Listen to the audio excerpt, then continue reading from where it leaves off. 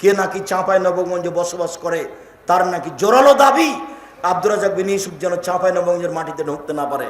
But আমি তো এখানে জন্মই গ্রহণ করেছি, তা আমি ঢুকবো না তো তুমি ঢুকবা? আমি কথা বলবো না তুমি কথা বলবে? তোমাকে নয়, তোমার বংশকে, তোমার জাতিকে চ্যালেঞ্জ করে বললাম, 90 সাল থেকে নিয়ে এখন পর্যন্ত আমি কোনোদিন অপ্রয়োজনীয় বাক্য বলিনি। দেখি তোমার কোন বক্তা এই কথা বলতে পারে। বাট আমি কথা লুকিয়ে রাখিনি, সব কথা মোবাইলে আছে, ইন্টারনেটে আছে।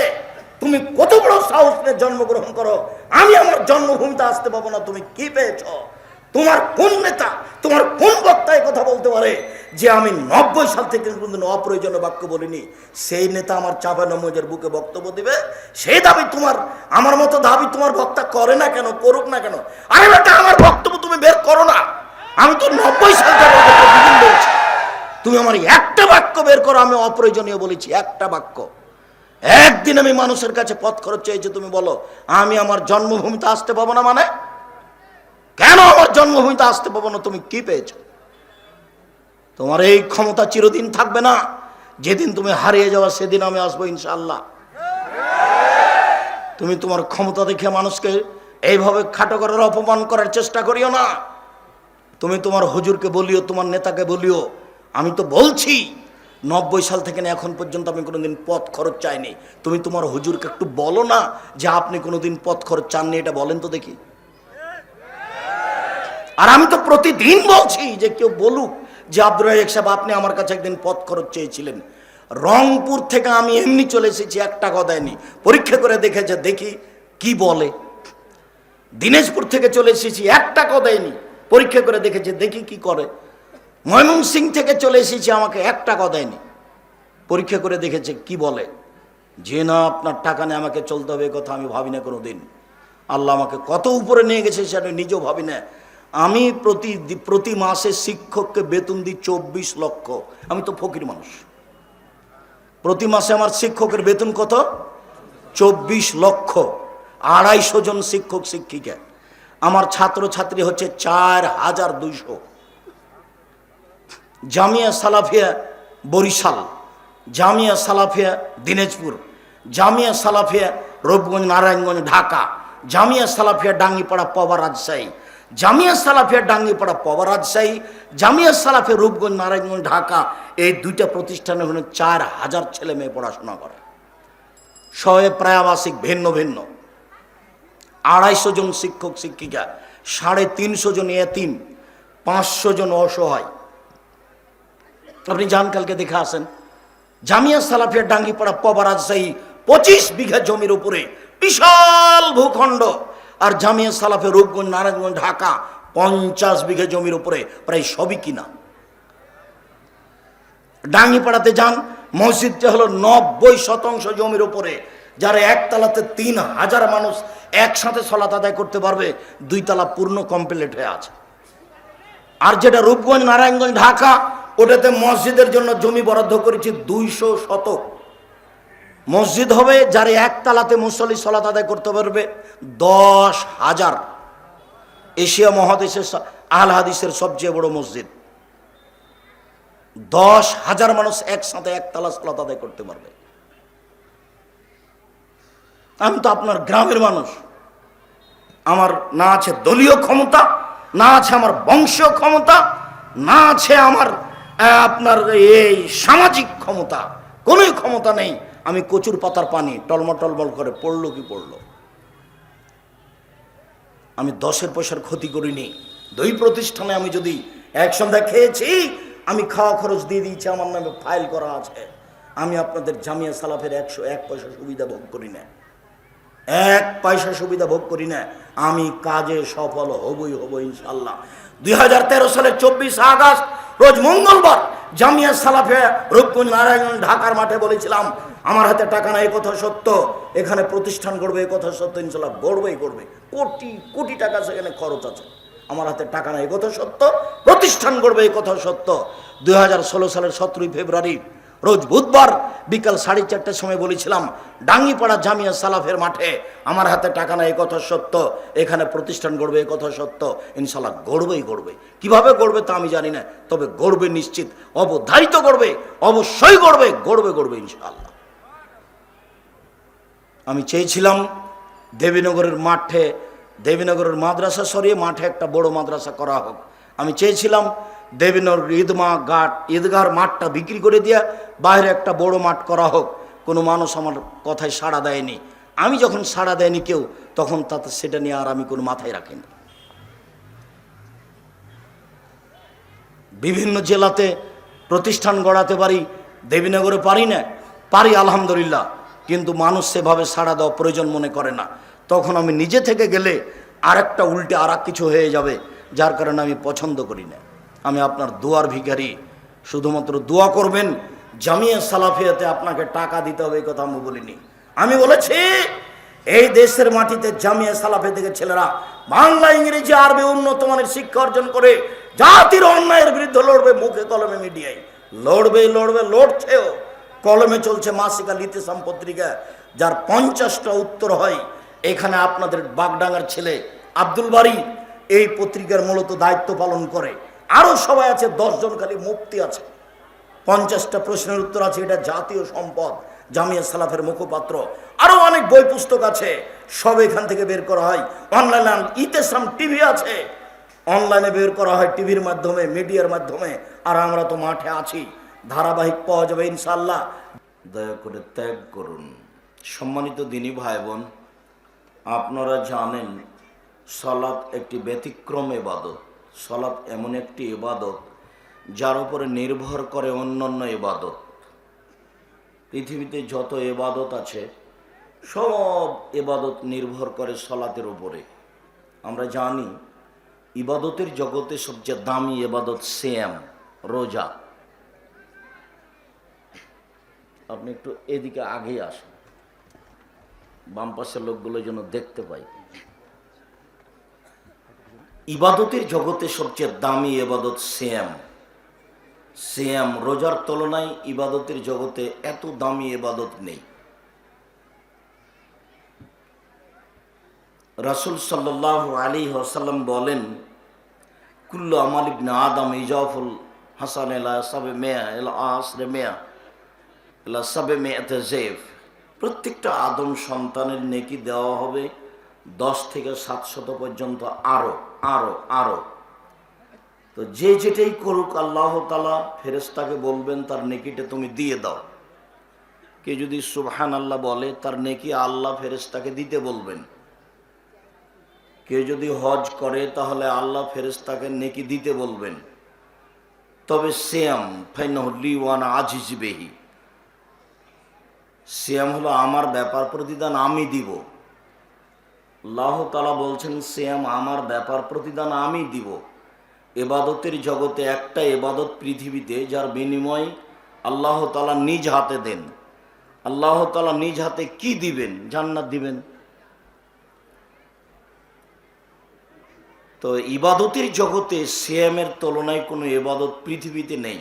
এর পরেও যদি মানুষ সালাত আদায় না করে তাহলে সিয়ামের ইবাদত বাতিল হবে, রোজার নেকি হবে না। ইবাদতের জগতে সবচেয়ে শক্তিশালী, ক্ষমতাধর, পাওয়ারফুল ইবাদত হলো দান। ইবাদতের জগতে এত শক্তিশালী ইবাদত নেই। দানই এমন একটা ইবাদত, রাসূল সাল্লাল্লাহু আলাইহি সাল্লাম বলেন, ইন্না সাদকাতা সিররে তুতফিউ গাযাবার রাব্বে, নিশ্চয় গোপন দান আল্লাহর রাগকে মিটিয়ে দেয়। রাসূল সাল্লাল্লাহু আলাইহি ওয়াসাল্লাম বলেন, ইন্না সাদকাতা তুতফিউল খাতিয়াতা কামা ইতফুল মাউন নারা, নিশ্চয় দান মানুষের পাপকে মিটিয়ে দেয় যেমনভাবে পানি আগুনকে নিভিয়ে দেয়। রাসূল সাল্লাল্লাহু আলাইহি সাল্লাম বলেন, ইন্না সাদকাতা তুতফিউ হারাল কবুরে, নিশ্চয় দান কবরের শাস্তিকে মিটিয়ে দেয়। রাসূল সাল্লাল্লাহু আলাইহি সাল্লাম বলেন, নিশ্চয় দান বিচারের মাঠে ছায়া হিসেবে আসবে। রাসূল সাল্লাল্লাহু আলাইহি সাল্লাম বলেন, আসাদকাত বুরহান, দান হলো দলিল, অন্য কোনো ইবাদত দলিল হিসাবে আসবে না। ইবাদতের জগতে ব্যতিক্রম ইবাদত দান, সবচেয়ে শক্তিশালী পাওয়ারফুল ক্ষমতাধর ইবাদত হলো দান। এরপরেও যদি মানুষ সালাত আদায় না করে তাহলে দানের মতো ইবাদতটা টিকবে না। রাসূল সাল্লাল্লাহু আলাইহি ওয়াসাল্লাম বলেন, লাইসা শাইউন আহাব্বু ইলাল্লাহি মিন কাতরাতাইনি ওয়া আসারাইনি। আল্লাহর নিকটে দুইটা বিন্দু ফোঁটা যত প্রিয়, দুইটা চিহ্ন দাগ যত প্রিয়, পৃথিবীর কোনো কিছু তত প্রিয় নয়। তার এক ফোঁটা হচ্ছে কাতরুযুমি মিন খাশিয়াতিল্লাহ, আল্লাহর ভয়ে এক ফোঁটা চোখের পানি। আল্লাহর ভয়ে এক ফোঁটা চোখের পানি আল্লাহর কাছে যত প্রিয়, পৃথিবীর কোনো কিছু আল্লাহর কাছে তত প্রিয় নয়। রাসূল সাল্লাল্লাহু আলাইহি সাল্লাম বলেন, লা ইয়ালিজার রাজুলুন নারা হাতা ইয়ালিজাল লাবানু ফি জারে, লা ইয়ালিজার রাজুলুন নারা বাকা মিন খাশিয়াতিল্লাহ হাতা ইয়ালিজাল লাবানু ফি দারে। আল্লাহর ভয়ে কাঁদে যে তার জাহান্নামে যাওয়া ওইরকমই অসম্ভব। গাভীর ওলান বাঁট থেকে দুধ বের করে ভিতরে ঢোকানো যেমন অসম্ভব, গাভীর বাঁট থেকে দুধ বের করে ভিতরে ঢোকানো যাবে, এটা যেমন অসম্ভব, আল্লাহর ভয়ে কাঁদে যে তার জাহান্নামে যাওয়া তেমনি অসম্ভব। এর পরেও যদি তার সালাত না থাকে তাহলে এই আমল বাতিল বলে গণ্য হবে। আবু হুরায়রা রাদিয়াল্লাহু তাআলা আনহু বলেন, রাসূল সাল্লাল্লাহু আলাইহি ওয়াসাল্লাম বলেছেন, আউয়ালু মা ইউসালু ইয়াউমাল কিয়ামা আস-সালাহ, আউয়ালু মা ইউসালু আবদু ইয়াউমাল কিয়ামা আস-সালাহ। বিচার মাঠে প্রথম যে মানুষকে জিজ্ঞাসা করা হবে সেটা হলো সালাত। ফাইন সালাহাত সালাহাল্লাহু সাইরা আমালিহি, যদি সালাত টিকে যায় সব ইবাদত টিকে যাবে। আইন ফাসাদাত ফাসাদা সাইরা আমালিহি, যদি সালাত বাতিল হয় তাহলে সব ইবাদত বাতিল হবে, কোনো ইবাদত টিকবে না। ইবাদতের জগতে সবচেয়ে দামি ভিন্ন ধরনের ব্যতিক্রম হলো ইবাদত, যার সাথে মানুষের আপোষ চলে না। মানুষের জীবনে এমন কোনো জরুরি জিনিস নাই, মানুষের জীবনে এমন কোনো ব্যতিক্রম ভিন্ন ধরনের জিনিস নাই যেটা সলাতের চেয়ে ভিন্ন হতে পারে। সলাত এমন একটি ইবাদত মানুষের জীবনে ভিন্ন ধরনের ব্যতিক্রম ইবাদত, যার সাথে কোনো আপোষ চলে না। শরীরে ব্যথা, তবুও চলতে পারি না, তবুও অপবিত্র হয়ে আছি, তবুও পেশাব পায়খানা কাপড়ে লেগে আছে, তবুও একটা ভিন্ন ধরনের ইবাদত সালাত, যার সাথে কোনো আপোষ নেই। সম্মানিত দিনী ভাই বোন, আমরা 5 ওয়াক্ত সালাত আদায় করি। আজকের জন্য রাতে সালাত আদায় করা সম্পর্কে এক গুরুত্বপূর্ণ সংক্ষিপ্ত তথ্যবহল বিবরণের চেষ্টা করব ইনশাআল্লাহুল আজিজ। আল্লাহ তাআলা বলেন, আল্লাহ তাআলা আমাদের নবীকে বলেন, অমিনাল লাইলি ফাসজুদ লাহু ওয়াসাব্বিহু লাইলান তাবিলা। মুহাম্মদ সাল্লাল্লাহু আলাইহি ওয়াসাল্লাম, আপনি রাতে সালাত আদায় করুন এবং দীর্ঘ সময় ধরে তাসবিহ তাহলিল জিকির আজকার করুন। এটি আল্লাহ তাআলা আমাদের নবী মুহাম্মদ সাল্লাল্লাহু আলাইহি সাল্লামকে আদেশ করেন। আল্লাহ তাআলা বলেন, কানু কালিলাম মিনাল লাইলি মা ইয়াহজাউন। বহু মানুষ পৃথিবীতে রাতে খুব কমই ঘুমায়। অবিল আসহারিহিম ইস্তাগফিরুন, তারা রাতের শেষ অংশে আল্লাহর কাছে ক্ষমা চায়।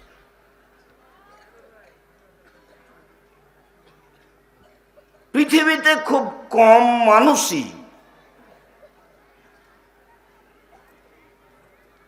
ইবাদত করে রাতে, রাতের শেষ অংশে আল্লাহর কাছে ক্ষমা চায়। আল্লাহর কাছে রাতে ক্ষমা চাওয়ার মানুষের সংখ্যা খুবই কম। আল্লাহ তাআলা বলছেন, তাতাজাফা জুনুবুহুম আনিল মাজাজে, তাদের পিঠ বিছানা থেকে পৃথক থাকে। তাহলে পৃথিবীতে কিছু মানুষ রাতে ঘুমায় না, অল্প সময় ঘুমায়, বা কিছু সময় রাতে ইবাদতের জন্য নির্ধারণ করে নেয়, আমি তার মধ্যে থাকি আর না থাকি, তবে মানুষ পৃথিবীতে এরকম আছে। আল্লাহ তাআলা বলেন,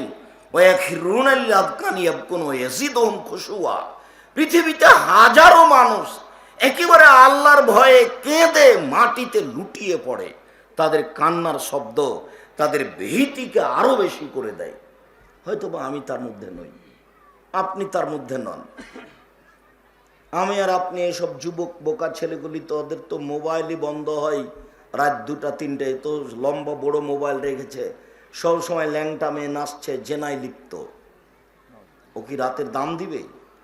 আর আপনাদের তো এখন পল্লী অঞ্চলে প্রত্যেকটা গ্রামে 3টে 4টে করে দোকান, টিভি আছে, ল্যাংটা মেয়ে নাচছে, সলাত আদায় করে হোক আর না করে হোক বসে আছে, দেখছে 12টা 1টা পর্যন্ত, 2টা পর্যন্ত, চক্ষু ঠান্ডা করে ল্যাংটা মেয়েকে দেখে কলিজা ঠান্ডা করে বেটা জান্নাত কিনতে চায়, ধর্ম পাগল হয়ে গেছে। তোমার কাছে এসেছি, এই ছেলে, আজ থেকে নিয়ে কোনোদিন তুমি দোকানে বসে আড্ডা ফিটবা না।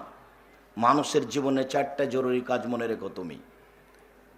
1, 5 ওয়াক্ত সালাত, 2, হালাল রুজি, 3, কোরআন তেলাওয়াত, 4, দুইজন যেখানে বসে আছে সেখানে আড্ডা না পিটা, সেখানে না বসা।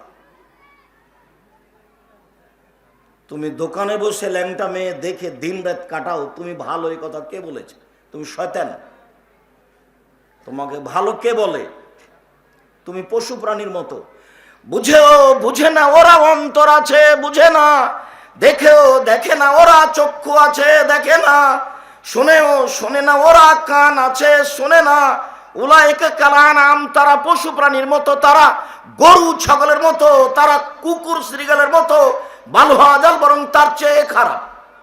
তুমি তো পশু প্রাণীর মতো, তুমি তো কুকুর শ্রীগালের মতো। তুমি 2টা 1টা পর্যন্ত ল্যাংটা মেয়ে দেখো দোকানে বসে নিজের মোবাইলে, তোমাকে কে ভালো মানুষ বলে? তুমি নিজেই বলো যে আমি ভালো। এই ছেলে, তুমি নিজেই বলো যে আমি ভালো। তোমার বিবেচনা তোমাকে কি বলে? আমাদের চাঁপাইনবাবগঞ্জে একটা কথাতে আমি বলেছি যে ডুলি বিবি শব্দটাকে পেশাব করে দিতে হবে। মানে ডুলি বিবি তো যাওয়া দূরের কথা, ডুলি বিবি শব্দটা আমরা আর ব্যবহার করব না। কেন? ওই শব্দ পেশাব করে দিয়েছে। তো তুমি আজকে বলো যে বড় মোবাইলে পেশাব করে দিলাম। তুমি যদি নিজেকে মানুষ মনে করো, যদি মনে করো আমি পশু, তা আমি তো পশু হয়েই গেছি। শোনো, আল্লাহ তোমাকে পশুর মতো বলেছেন, পশু বলেননি। আর তুমি তো গ্রামের মানুষ, পশু বুঝে না কথা, কিন্তু তুমি বুঝো। আল্লাহ বলছেন ওরা পশুর মতো, বুঝেও বুঝে না, বুঝবে। তো বুঝেও বুঝে না যে সে হলো পশু। গরু যখন চড়াচ্ছিলে তখন গরু ধানের দিকে যাচ্ছে, তখন তুমি বলছো এক, তো থেমে গেল, তো একটু পরে আবার যাচ্ছে, তার মানে বুঝেও বুঝেনি। এই জন্য তো পশু। তুমিও যদি বুঝেও না বুঝো, তাহলে তুমিও কি পশু? তুমি তো বুঝতে পারছো যে এটা খারাপ, এইটা কেন তোমার সাথে? তুমি কেন দোকানে আড্ডা পিটো? তুমি কেন এইভাবে বিড়ি সিগারেটে মত্ত থাকো? তুমি কেন ল্যাংটা বেটি ছেলের পিছনে ঘুরো? তোমার মোবাইলে কেন ল্যাংটা বেটি ছেলে দিন রাত নাচে? তুমি কি পশু? তুমি কি গরু ছাগল? সম্মানিত দিনী ভাই বোন, বলছিলাম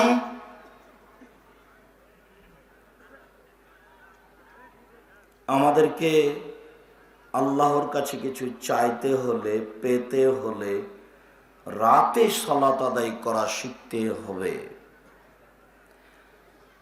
আবু হুরায়রা রাদিয়াল্লাহু তাআলা আনহু বলেন, রাসূল সাল্লাল্লাহু আলাইহি ওয়াসাল্লাম বলেছেন, ইন্নাদ দীনা ইউসর, নিশ্চয় দিন সহজ। 5 ওয়াক্ত সালাত আদায় করা, সিয়াম পালন করা, তাসবিহ তাহলিল করা, জিকির আজকার করা, কোরআন তেলাওয়াত করা সহজ। লা ইশাদ্দাদ দীন আহাদুন ইল্লা গালাবাহু, কোন মানুষ যেন দিনকে নিজের উপরে কঠিন করে না নেয়, নইলে দিন তার উপরে জয়ী হয়ে যাবে। কিভাবে? হঠাৎ একদিন শুনলো কোরআন মাজিদ পড়লে এত নেকি হয়, তখন দুই পারা 3 পারা পড়া শুরু করলো, 2 দিন পড়ার পর আর নেই, তো দিন তারপরে জয়ী হয়ে গেছে, ও আর এটাতে টিকে থাকতে পারলো না।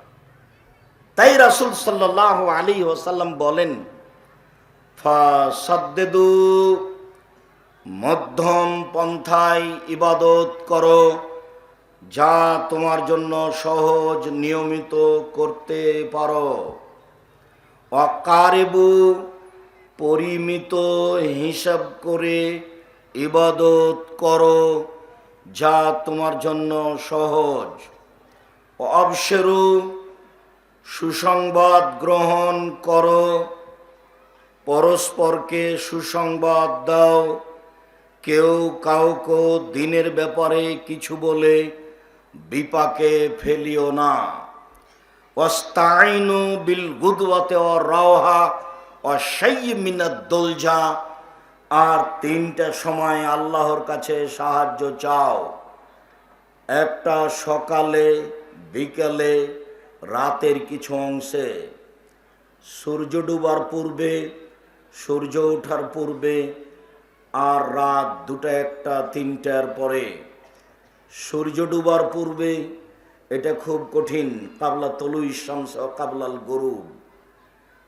সূর্য ডুবার পূর্বে এই সময়ে সবাই দোকানে বসে আড্ডা পিটে, এই সময়ে মানুষ জমিতে কাজ করে।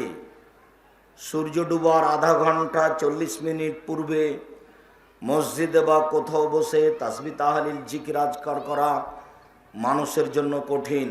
আল্লাহর রাসূল মুহাম্মদ সাল্লাল্লাহু আলাইহি ওয়াসাল্লাম বলেন, তোমরা সকালে আল্লাহর কাছে সাহায্য চাও। প্রত্যেকটা কাজ সকালে আরম্ভ করলে তাতে বরকত হয়। সকালে কাজ করলে সে কাজ শুরু থেকে শেষ পর্যন্ত করা যায়। বিকালে বা দিন বেলা বেশি আরম্ভ করলে তা করা সহজ হয় না। আল্লাহ রসুল সাল্লাল্লাহু আলাইহি সাল্লাম বলেন, আর বিকালে আল্লাহর কাছে সাহায্য চাও। সকালে হলো ফজরের সালাতের পর থেকে নিয়ে সূর্য ওঠা পর্যন্ত, আর বিকালে হলো সূর্য ডুবার পূর্বে কিছুক্ষণ, আর রাতের কিছু অংশ। রাতের কিছু অংশে আমাদেরকে আল্লাহর কাছে কিছু চাইতে হবে। প্রত্যেকটা মানুষের কিছু না কিছু প্রয়োজন, বিপদ আপদ আছে, সুবিধে অসুবিধে আছে, মানুষ তা আল্লাহর কাছে বলবে। আবু হুরায়রা রাদিয়াল্লাহু তাআলা আনহু বলেন, রাসূল সাল্লাল্লাহু আলাইহি ওয়াসাল্লাম বলেছেন, লাইসা শাইউন আকরামু ইনদাল্লাহি মিনাদ দুআয়ে, আল্লাহর নিকটে প্রার্থনা কাজটি যত প্রিয়, চাওয়া কাজটি আল্লাহর নিকটে যত প্রিয়, পৃথিবীর কোনো কাজ আল্লাহর কাছে তত প্রিয় নয়। 5 ওয়াক্ত সালাত আদায় করলে নেকি হবে, এ কথাই ঠিক। তবে কিছু চাইলে আল্লাহ যত খুশি হবেন, 5 ওয়াক্ত সালাতে তত খুশি নন। সিয়াম পালন করলে অনেক নেকি হবে, এ কথাই ঠিক। তবে আল্লাহর কাছে চাইলে আল্লাহ যত খুশি হবেন তত খুশি নন। হজ করলে বড় ইবাদত, সব পাপ ক্ষমা হয়ে যাবে, লোকটি হয়ে যাবে সেই দিনের মতো যেদিন তার মা তাকে জন্ম দিয়েছে। তবে আল্লাহর কাছে চাইলে আল্লাহ যত খুশি হন তত নন।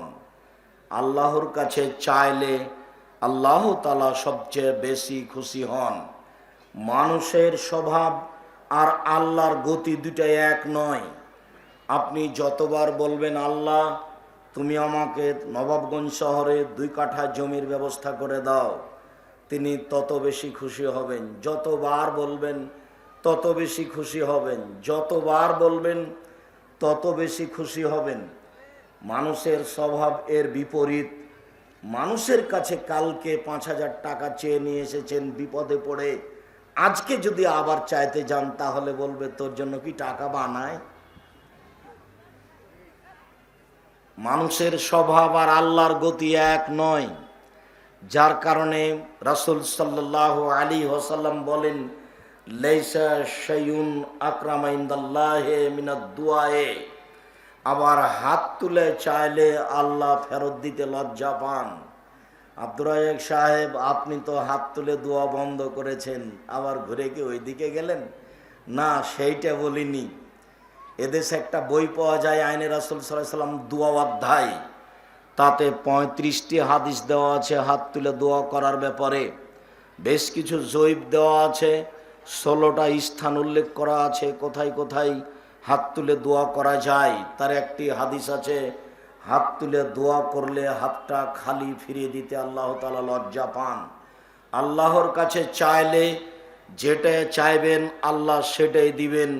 চাওয়ার একটা সময় আজকে আলোচনা করি। আবু হুরায়রা রাদিয়াল্লাহু তাআলা আনহু বলেন, রাসূল সাল্লাল্লাহু আলাইহি ওয়াসাল্লাম বলেছেন, ইয়ানজিলু রাব্বুনা তাআলা ইলা সামাই দুনিয়া হিনা ইয়াবকা সুলুসুল লাইলিল আখির। রাতের যখন 3 ভাগের 2 ভাগ পার হয়ে যায়, 1 ভাগ বাকি থাকে, তখন আল্লাহ তাআলা সপ্তম আকাশ থেকে প্রথম আকাশে নেমে আসেন। এটা তার প্রতিদিনের কাজ। বান্দা কি বলছেন এইটা শোনাও দেওয়ার জন্য তিনি সপ্তম আকাশ থেকে প্রথম আকাশে নেমে আসেন।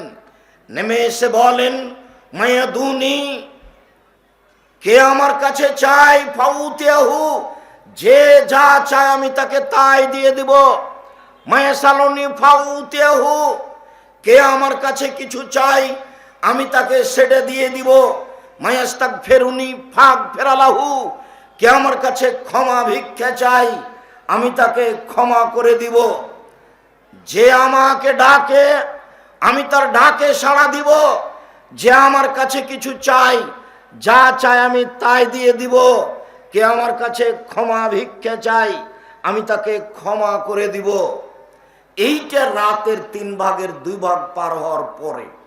উল্লেখ্য যে যখন দিন 12টা হয়, 12টার পরপরই আকাশের সব দরজা খুলে দেওয়া হয়।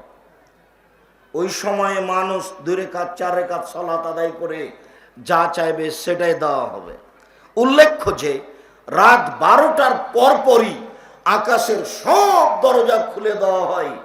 ওই সময়ে যে যা চায় তাকে তাই দিয়ে দেওয়া হবে। উল্লেখ্য যে যখন আজান দেওয়া হয় তখন আকাশের দরজা খুলে দেওয়া হয়। রাসূল সাল্লাল্লাহু আলাইহি ওয়াসাল্লাম বলেন, এই যা নুদিয়া লিসসালাহ ফতিহাতা বাবু সামায়ে, যখনই আজান দেওয়া হয় তখন আকাশের দরজা খুলে দেওয়া হয়। উস্তিজিবাত দোয়া, ওই সময়ে দোয়া করলে দোয়া কবুল হয়। আবার আল্লাহ রাসূল বলছেন, লাইরাতুদ দুআ বাইনাল আযান ওয়াল ইকামা, আজান একামাতের মাঝে দোয়া ফেরত দেওয়া হয় না। আজান একামাতের মাঝে দোয়া ফেরত দেওয়া হয় না। আজান একামাতের মাঝে প্রার্থনা ফেরত দেওয়া হয় না। এই সময়গুলি বিশেষ উল্লেখযোগ্য সময়।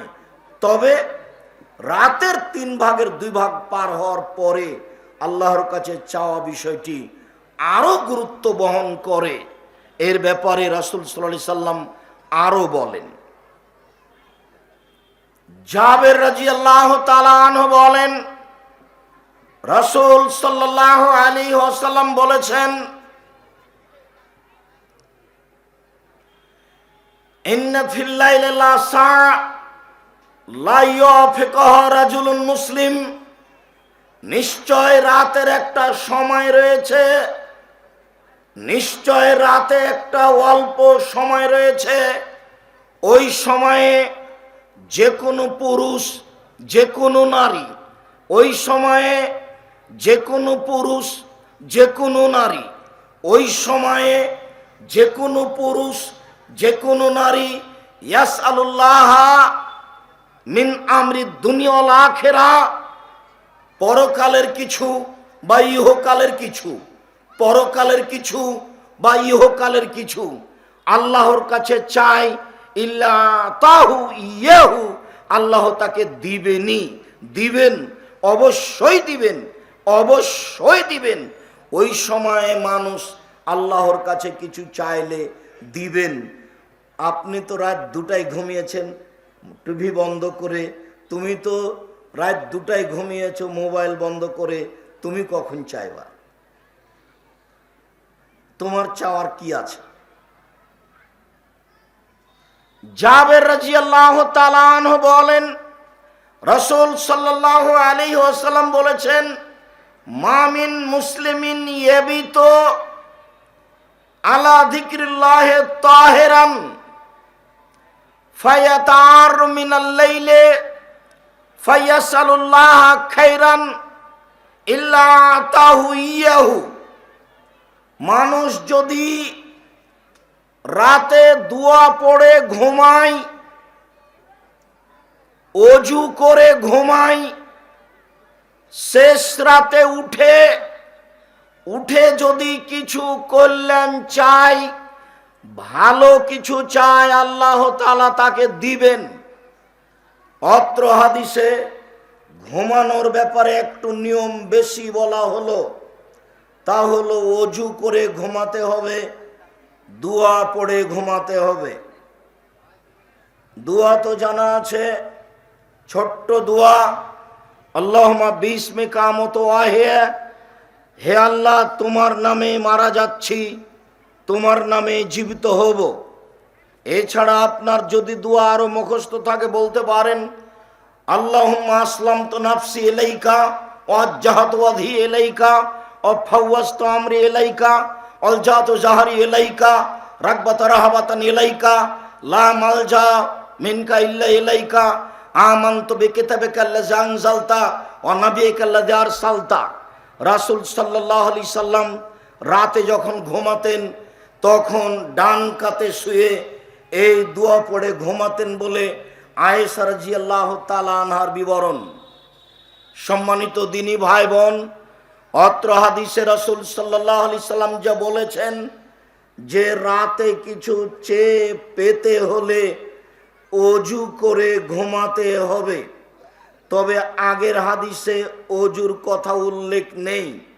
সব মিলে ভালো হয় অজু করে রাতে ঘুমিয়ে ঘুম যখন ভাঙবে তখন খানা পানি বৌমার হাত দিয়ে দিয়ে পাঠান, আর আপনি 5 ওয়াক্ত সালাত আদায় করেন।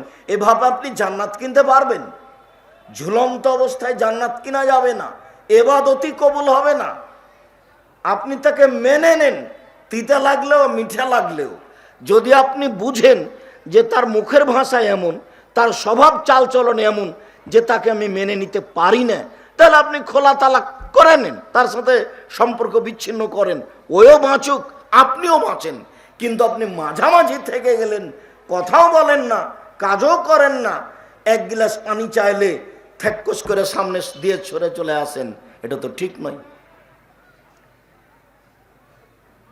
আর আমি আপনাদেরকে বলি সব সময় যে স্ত্রীর সাথে এত খারাপ ব্যবহার করেন কেন? কেন গালি দিবেন? কেন তার নিন্দা করেন? কেন তার বিষয়ে সব সময় একবারে রিড়ি করে উঠেন? দুনিয়াতে ওর চেয়ে দামি কোনো বস্তু নেই। শান্তি ওখানে, তৃপ্তি ওখানে, ভালোবাসা ওখানে। কোটি টাকা দিয়ে শান্তি পাওয়া যায় না। 20 তলা বাড়ি করে বিছানা মখমাল দিয়ে সাজিয়ে শান্তি পাওয়া যায় না। শান্তি ওখানে আছে। রাসূল সাল্লাল্লাহু আলাইহি সাল্লাম বলছেন, আরবাউন লিসাদা, 4টা জিনিস আছে যার সুখময় জীবন তার। 4টা জিনিস আছে যার সুখময় জীবন তার। 4টা জিনিস আছে যার সুখময় জীবন তার। 1 আল মারাতু সলেহা, ভালো বউ, ভালো স্ত্রী। 2 আল জারুস সলেহ, ভালো প্রতিবেশী। 3 আল মারকাবুল হানি, একটা ভালো গাড়ি, সাইকেল, চেন পড়ে না। 4 আল বাইতুল ওয়াসে, প্রশস্ত ঘর, যে ঘরটাতে মেহমান বসে, যেখানে মেহমানকে খেতে দেওয়া লাগে, অন্তত সেটা বড় হতে হবে। 4টা জিনিস আছে যার সুখময় জীবন তার। 4টা জিনিস আছে যার সুখময় জীবন তার। 4টা জিনিস নেই যার ধ্বংস জীবন তার। 4টা জিনিস নেই যার ধ্বংস জীবন তার। 4টা জিনিস নেই যার ধ্বংস জীবন তার। আর বন্দি সাক্ষ্য, এইটা আবার আল্লাহ রাসূল উল্টে ধরেছেন যে যার প্রতিবেশী ভালো নয় জীবন ধ্বংস তার, বউ যার ভালো নয় জীবন ধ্বংস তার, গাড়িটা যার ভালো নয় জীবন ধ্বংস তার, প্রশস্ত যার ঘর নয় জীবন ধ্বংস তার। তার মানে সে শান্তি তৃপ্তিতে বসবাস করতে পারবে না। তাহলে শান্তি তৃপ্তির বস্তু হিসাবে রাসূল সাল্লাল্লাহু আলাইহি সাল্লাম স্ত্রীকে উল্লেখ করলেন।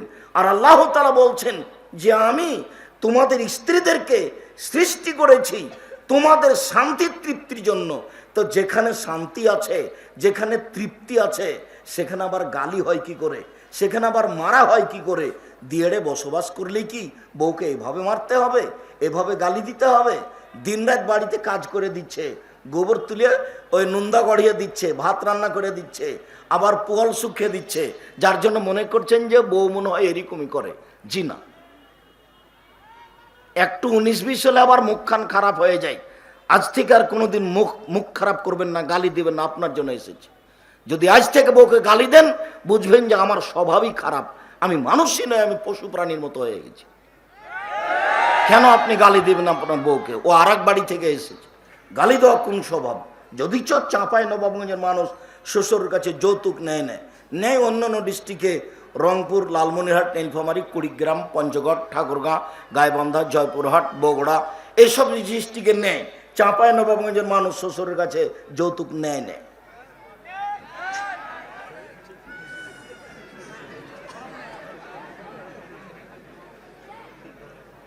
যদি দুই একজন ভুল করে থাকো, আগামীকাল সন্ধ্যা হতে হতে যৌতুক ফেরত দিবে, ভিক্ষা করে খাও। তুমি এটাকে খারাপ মনে করিও না, ভিক্ষা করে খাওয়া ভালো, যৌতুক নেওয়া ভালো নয়। যৌতুক হলো জুলুম, ওটা আল্লাহ এবং আল্লাহ রসুল না করেছেন। আল্লাহ বলেছেন মোহর দিয়ে, টাকা দিয়ে বিবাহ করতে হবে। আল্লাহ রসুল সাল্লাল্লাহু আলাইহি সাল্লাম বলেছেন টাকা থাকলে বিবাহ করতে হবে, না থাকলে সিয়াম রোজা থাকতে হবে। তো টাকা তো দিতে হবে, তো টাকা নিব কি করে? এত কাপুরুষ হয়ে বসবাস করার কেন প্রয়োজন হলো? এই ছেলে, তোমার বাপ টাকা নিয়েছে, তার তো ভিক্ষা করে খাওয়া ভালো। দেখো তোমার বাপের কাছে তুমি আছো নাকি, দেখো তোমার বাপ খার মুখ খান কালো হয়ে গেছে, দেখো তোমার বাপের পাশে বসে আছো নাকি। তোমার বাপকে বলতে পারো না যে কাজ করে খাবো, টাকা নিব কেন শ্বশুরের কাছে? দেখো বাপ বেটার মুখ কালো হয়ে গেছে, লজ্জা পাও না? একটু শরম লাগে না? একটু খারাপ লাগে না? একটু ইতস্তবোধ লাগে না? ভিক্ষা করে খাবা বেটা, যৌতুক নিবা কেন? মানুষের বাড়িতে কাজ করে খাবা। আব্দুর রাজ্জাক সাহেব, ভিক্ষা করে খাবো কেন? মানুষের বাড়িতে কাজ করে খাবো, ভিক্ষা করবো কেন? ভিক্ষা করার কথা আমিও বলি না। ভিক্ষা করে খাবো কেন? কাজ করে খাবো, যৌতুক নেবো কেন?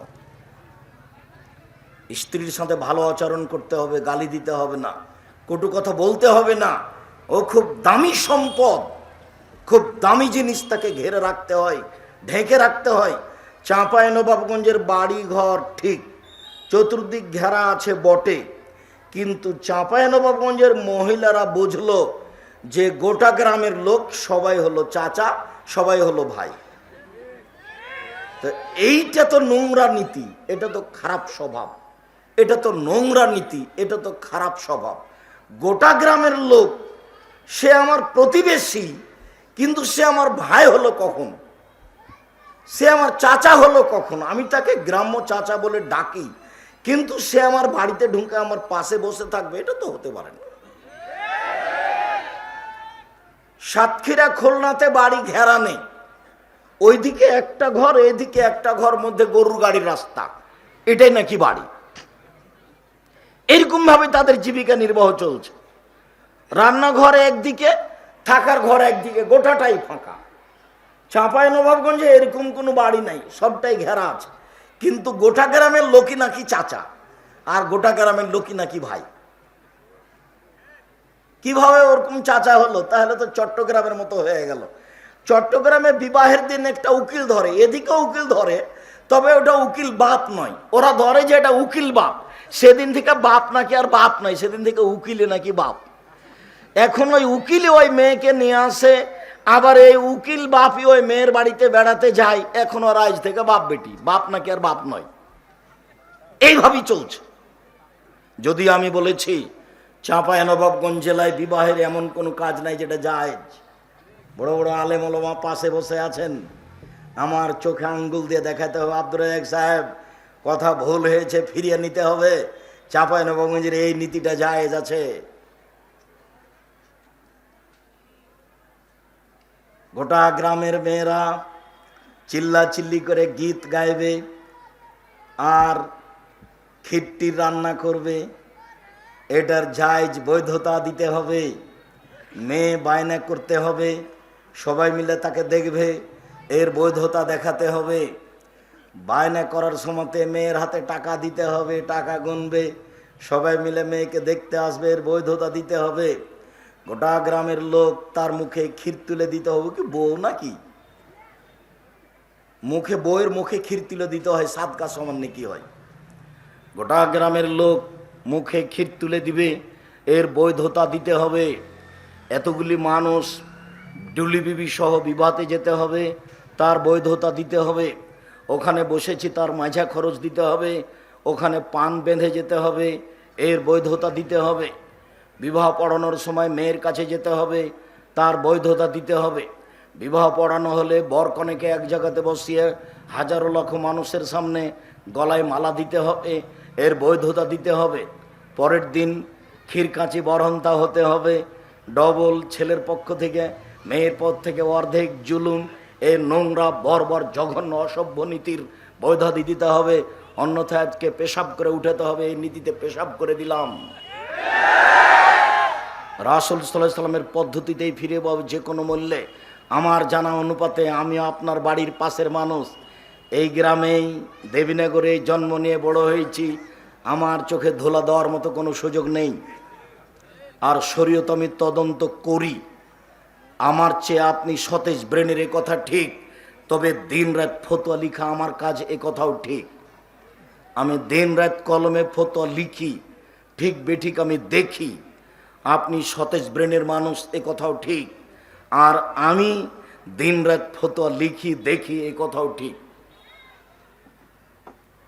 সম্মানিত দিনী ভাই বোন, বলছিলাম মহিলারা যদি 4টা কাজ করতে পারে জান্নাতের সব দরজা খোলা। 3 নম্বর কোথায় এসে আটকেছিলাম? আব্দুর রাজ্জাক সাহেব 5 ওয়াক্ত সালাত আমরা আদায় করি, রমজান মাসে সিয়াম পালন করি, তবে স্বামীকে মেনে চলতে পারি না। স্বামী গালি দেয়, মুখ খারাপ। আপনাকে অনুরোধ জানাচ্ছি আজ থেকে গালি দিয়েন না। আর আপনি দিনী বোন, আপনাকে আমি অনুরোধ জানাচ্ছি স্বামীকে মেনে নেন। তিতা লাগলেও মিঠা লাগলেও, গালি দিলেও মারলেও মুখখান বন্ধ রাখেন, সংসার সুখী হবে। প্রতিবাদ করলে সংসার দুর্বল হবে। যদি তালাক হয়ে যায়, আর এক জায়গাতে বিবাহ হয়, তাহলে সে সংসার ভালো নাও হতে পারে, তখন আরও সমস্যা নেমে আসবে। 4 আব্দুর রাজ্জাক সাহেব 4 নম্বর কথাটা, জেনায় লিপ্ত না হওয়া। তাহলে তো আমার জেনা একবার ঘটে গেছে, এখন কি করা যায়? এর জন্য আপনি চিন্তা করবেন না, তওবা করেন, কান্নাকাটি করেন। আল্লাহ তাআলা বলেন, ওয়ানাহা নাফসা আনিল হাওয়া ফাইনাল জান্নাত হিয়াল মা। পৃথিবীর মানুষ শুনে রাখো, তোমরা যদি অশ্লীল কাজকে বন্ধ করতে পারো, পৃথিবীর পুরুষ নারী শুনে রাখো, তোমরা যদি অশ্লীল কাজকে বন্ধ করতে পারো, আমি আল্লাহ তোমাদেরকে জান্নাতুল মাওয়া দিয়ে দিলাম। আপনি এই কাজ বন্ধ করেন। এই ছেলে, তুমি এই মোবাইলে ল্যাংটা মেয়ে দেখা বন্ধ করো, জেনা দেখা বন্ধ করো, আল্লাহ তোমার জন্য জান্নাতুল মাওয়ার ব্যবস্থা করে রেখেছে। কোনো মেয়ে জেনার প্রস্তাব দিলে তুমি বলো আমি আল্লাহকে ভয় করি, তাহলে বিচারের মাঠে তোমার জন্য একটা বিশেষ ছায়া থাকবে। এ কথা আমি বলিনি, এ কথা মুহাম্মদ সাল্লাল্লাহু আলাইহি ওয়াসাল্লাম বলেছেন, হাদিস বুখারী মুসলিম। সম্মানিত দিনী বোন, আপনাকে এখানে আর একটা কথা বলে রাখছি, শুনুন। আপনার জন্য জাহান্নাম, এ কথা ঠিক, তবে জান্নাত, এ কথাও ঠিক। রাসূল সাল্লাল্লাহু আলাইহি সাল্লাম বলছেন যে আমি যখন জাহান্নাম দেখলাম, তখন দেখি নারী আর নারী, নারী আর নারী, শুধু নারী। পুরুষ তো আছে, তো নারী বেশি। তো এইখানে আপনাকে একটা কথা বলি যে রাসূল সাল্লাল্লাহু আলাইহি সাল্লাম বলছেন 3 শ্রেণীর মানুষ জাহান্নামে যাবে। 3 শ্রেণীর মানুষ জাহান্নামে যাবে। 1, মদমিনুল খামর, যারা নিয়মিত বিড়ি, তামাক, জর্দা, সিগারেট, গুল, নেশাদার দ্রব্য খায়, পান করে, তারা জাহান্নামে যাবে। আজ থেকে আর সিগারেট মুখে উঠাবা না তুমি, তোমাকেই বলছে। এই ছেলে, তোমাকে বলছে তুমি লজ্জা করো, তুমি শরম করো, তুমি হায়া করো, তুমি নিজেকে মানুষ মনে করো। তোমার দোকানে যে তোমাদের গ্রামে যে দোকানে বিড়ি আছে না, এই বিড়ি আর কোনোদিন বিক্রি হবে না, তাকে ফেলে দিতে হবে, এই পর্যায়ে চলে যাও আজকে। ও তো হারাম। আল্লাহ রাসূল বলছেন আফজালুল মুজাহিদ মা ইউজাহিদু নাফসাহু, সবচেয়ে শক্তিশালী ভালো জেহাদকারী হচ্ছে ওই যে আত্মার বিরুদ্ধে জেহাদ করতে পারে। এই ছেলে, আত্মার বিরুদ্ধে জেহাদ হলো আর কোনোদিন মোবাইলে ল্যাংটা মেয়ে দেখবে না, তার নাম তুমি সবচেয়ে বড় মুজাহিদ, সবচেয়ে বড় জেহাদকারী। আজ থেকে তুমি আমার আর কোনোদিন বিড়ি সিগারেট মুখে তুলবা না, তার মানে তুমি জিহাদ ঘোষণা করেছো আত্মার সাথে। আত্মা বলছে বিড়ি খাও, সিগারেট খাও, আর তুমি বলছো না। আত্মা বলছে যে তুমি বড় মোবাইলে ল্যাংটা মেয়ে দেখো, আর তুমি বলছো না। দুইটা মুখামুখি চলছে। তোমার বিবেক বলছে এটা খারাপ, আর আত্মা বলছে এটা করতে হবে। ইন্না নাফসালা আমারাতু বিসুয়ে, আত্মা মানুষকে পাপের আদেশ করে। আত্মার কাজই তাই, মনের কাজই তাই। মন বড় খারাপ, মন মানুষকে বিপদে টেনে নিয়ে যায়। মনের বিরোধিতা করতে হবে তোমাকে। আবু হুরায়রা রাদিয়াল্লাহু তাআলা আনহু বলেন, রাসূল সাল্লাল্লাহু আলাইহি সাল্লাম বলেছেন, হুজিবাতিন নার বিশাওয়াত, জাহান্নাম ঘেরা আছে ইচ্ছা দিয়ে। মন মতো চলে যে জাহান্নামে যাবে সে, মন মতো চলে যে জাহান্নামে যাবে সে। হুজিবাতিল জান্নাত বিল মাকারিহ, নিয়ম নীতি কষ্ট ক্লেশ ত্যাগ তিতিক্ষা অনেক কিছু দিয়ে জান্নাত ঘেরা আছে। জান্নাত পাওয়া সহজ নয়, জাহান্নাম পাওয়া সহজ। দোকানে বসে আড্ডা পিটে যে মন মতো চলে সে, মানুষের বদনাম করে যে মন মতো চলে সে, সুদ ঘুষ খায় যে মন মতো চলে সে, দাড়ি চাঁচে যে মন মতো চলে সে, টাকনো নিচে প্যান্ট পরে যে মন মতো চলে সে, ঝগড়া বিবাদ করে যে মন মতো চলে সে, জোর করে জমি দখল করে যে মন মতো চলে সে, সুদ ঘুষ খায় যে মন মতো চলে সে, নগ্ন পোশাক পরে যে মন মতো চলে সে, মন মতো চলে যে জাহান্নামে যাবে সে। এ কথা মুহাম্মদ সাল্লাল্লাহু আলাইহি ওয়াসাল্লাম বলেন, হুজিবাতিন নার বিশাওয়াত, মনের ইচ্ছা দ্বারা জাহান্নামকে ঘেরা আছে। মন মতো চলাই হচ্ছে বিপজ্জনক ব্যাপার। ত্যাগ তিতিক্ষা করে বেঁচে থাকতে হবে, আত্মার সাথে জিহাদ করে বেঁচে থাকতে হবে, তাহলে জান্নাত প্রতীক্ষমান রয়েছে, যা মুহাম্মদ সাল্লাল্লাহু আলাইহি সাল্লাম বলেন। সম্মানিত দিনী বোন, আপনার সাথে একটা জরুরি কথা আছে, তারপরে ফিরে আসছে। এদিকে দেখুন, আবু হুরায়রা রাদিয়াল্লাহু তাআলা আনহু বলেন, রাসূল সাল্লাল্লাহু আলাইহি ওয়াসাল্লাম বলেছেন, সিনফান মিন আহলিন নার লাম আরাহুমা, দুই শ্রেণীর মানুষ আছে ওরা জাহান্নামে যাবে, আমি তাদের দেখিনি। দুই শ্রেণীর মানুষ আছে ওরা জাহান্নামে যাবে, আমি তাদের দেখিনি। দুই শ্রেণীর মানুষ আছে ওরা জাহান্নামে যাবে, আমি তাদের দেখিনি। কওমুন মাহুম সিয়াব, এক শ্রেণীর মানুষ তাদের হাতে থাকবে লাঠি, কাজনাবিল বাকারে, গাভীর লেজের মতো, একদিক মোটা একদিক চিকন। এক শ্রেণীর মানুষ তাদের হাতে থাকবে লাঠি, গাভীর লেজের মতো, একদিক মোটা একদিক চিকন। এজরুবিহান নাস, তাদের তারা মানুষকে মারবে, এরা যাবে জাহান্নামে। প্রশাসনের লোকের হাতে এরকম লাঠি থাকে, কলেজ বিশ্ববিদ্যালয়ে পড়ে যে তাদের সাথে এরকম লাঠি থাকে, মারামারি করে। এই গ্রামে নির্বাচন করে যারা, তাদের অনেকের হাতে এরকম লাঠি থাকে, সময় সব লাঠি ব্যবহার করে, এরকম লাঠি দিয়ে মানুষকে মারে যে জাহান্নামে যাবে সে, আমি তাদের দেখিনি। দুই, নিসাউন, মহিলা, কাশিয়াতুন, কাপড় পরে থাকে, আর এতুন, উলঙ্গ, মমিলাতুন, তারা পুরুষকে নিজের দিকে আকৃষ্ট করে, মায়লাতুন, তারা নিজেরা আকৃষ্ট হয়। লায়াত খোলা জান্নাত, এরা জান্নাতে যাবে না, জান্নাতে তো যাবে না, যাবে না। ওলা ইয়াজিদনা রিহা, জান্নাতের গন্ধ পাবে না। ফাইনা রিহাল তুজাদু মিন মাসিরাতি কাদা ওয়া কাদা, যে জান্নাতের গন্ধ 1 বছরের দূরত্ব পথ থেকে পাওয়া যায়, সেই জান্নাতের গন্ধ সে নারী পাবে না। পুরুষের পোশাক পরে যে সে জান্নাতে যাবে না, এরকম মহিলা যে সে জান্নাতে যাবে না। সম্মানিত দিনী ভাই, সম্মানিত দিনী বোন, আপনার পোশাক আপনি নিজেই দেখুন। আমি কোনোদিন বলিনি শাড়ি পরা নিষেধ, এই কথা আমি কোনোদিন বলিনি। আমি বলেছি সালোয়ার কামিজ মেক্সি চাদর পরা ভালো। শাড়ি যদি পরেন তাহলে 2 ছাড়ের ব্লাউজ পরতে হবে, যার হাত হবে কবজি পর্যন্ত, নিচের দিক কোমরের নিচে চলে যাবে। আমি এই পরামর্শ দিয়েছি। শাড়ি পরে আপনি রিক্সায় ভ্যান অটোতে উঠলে আপনাকে পামুজা পরতে হবে, নইলে পা যখন উঠাবেন তখন হাঁটু পর্যন্ত দেখা যাবে।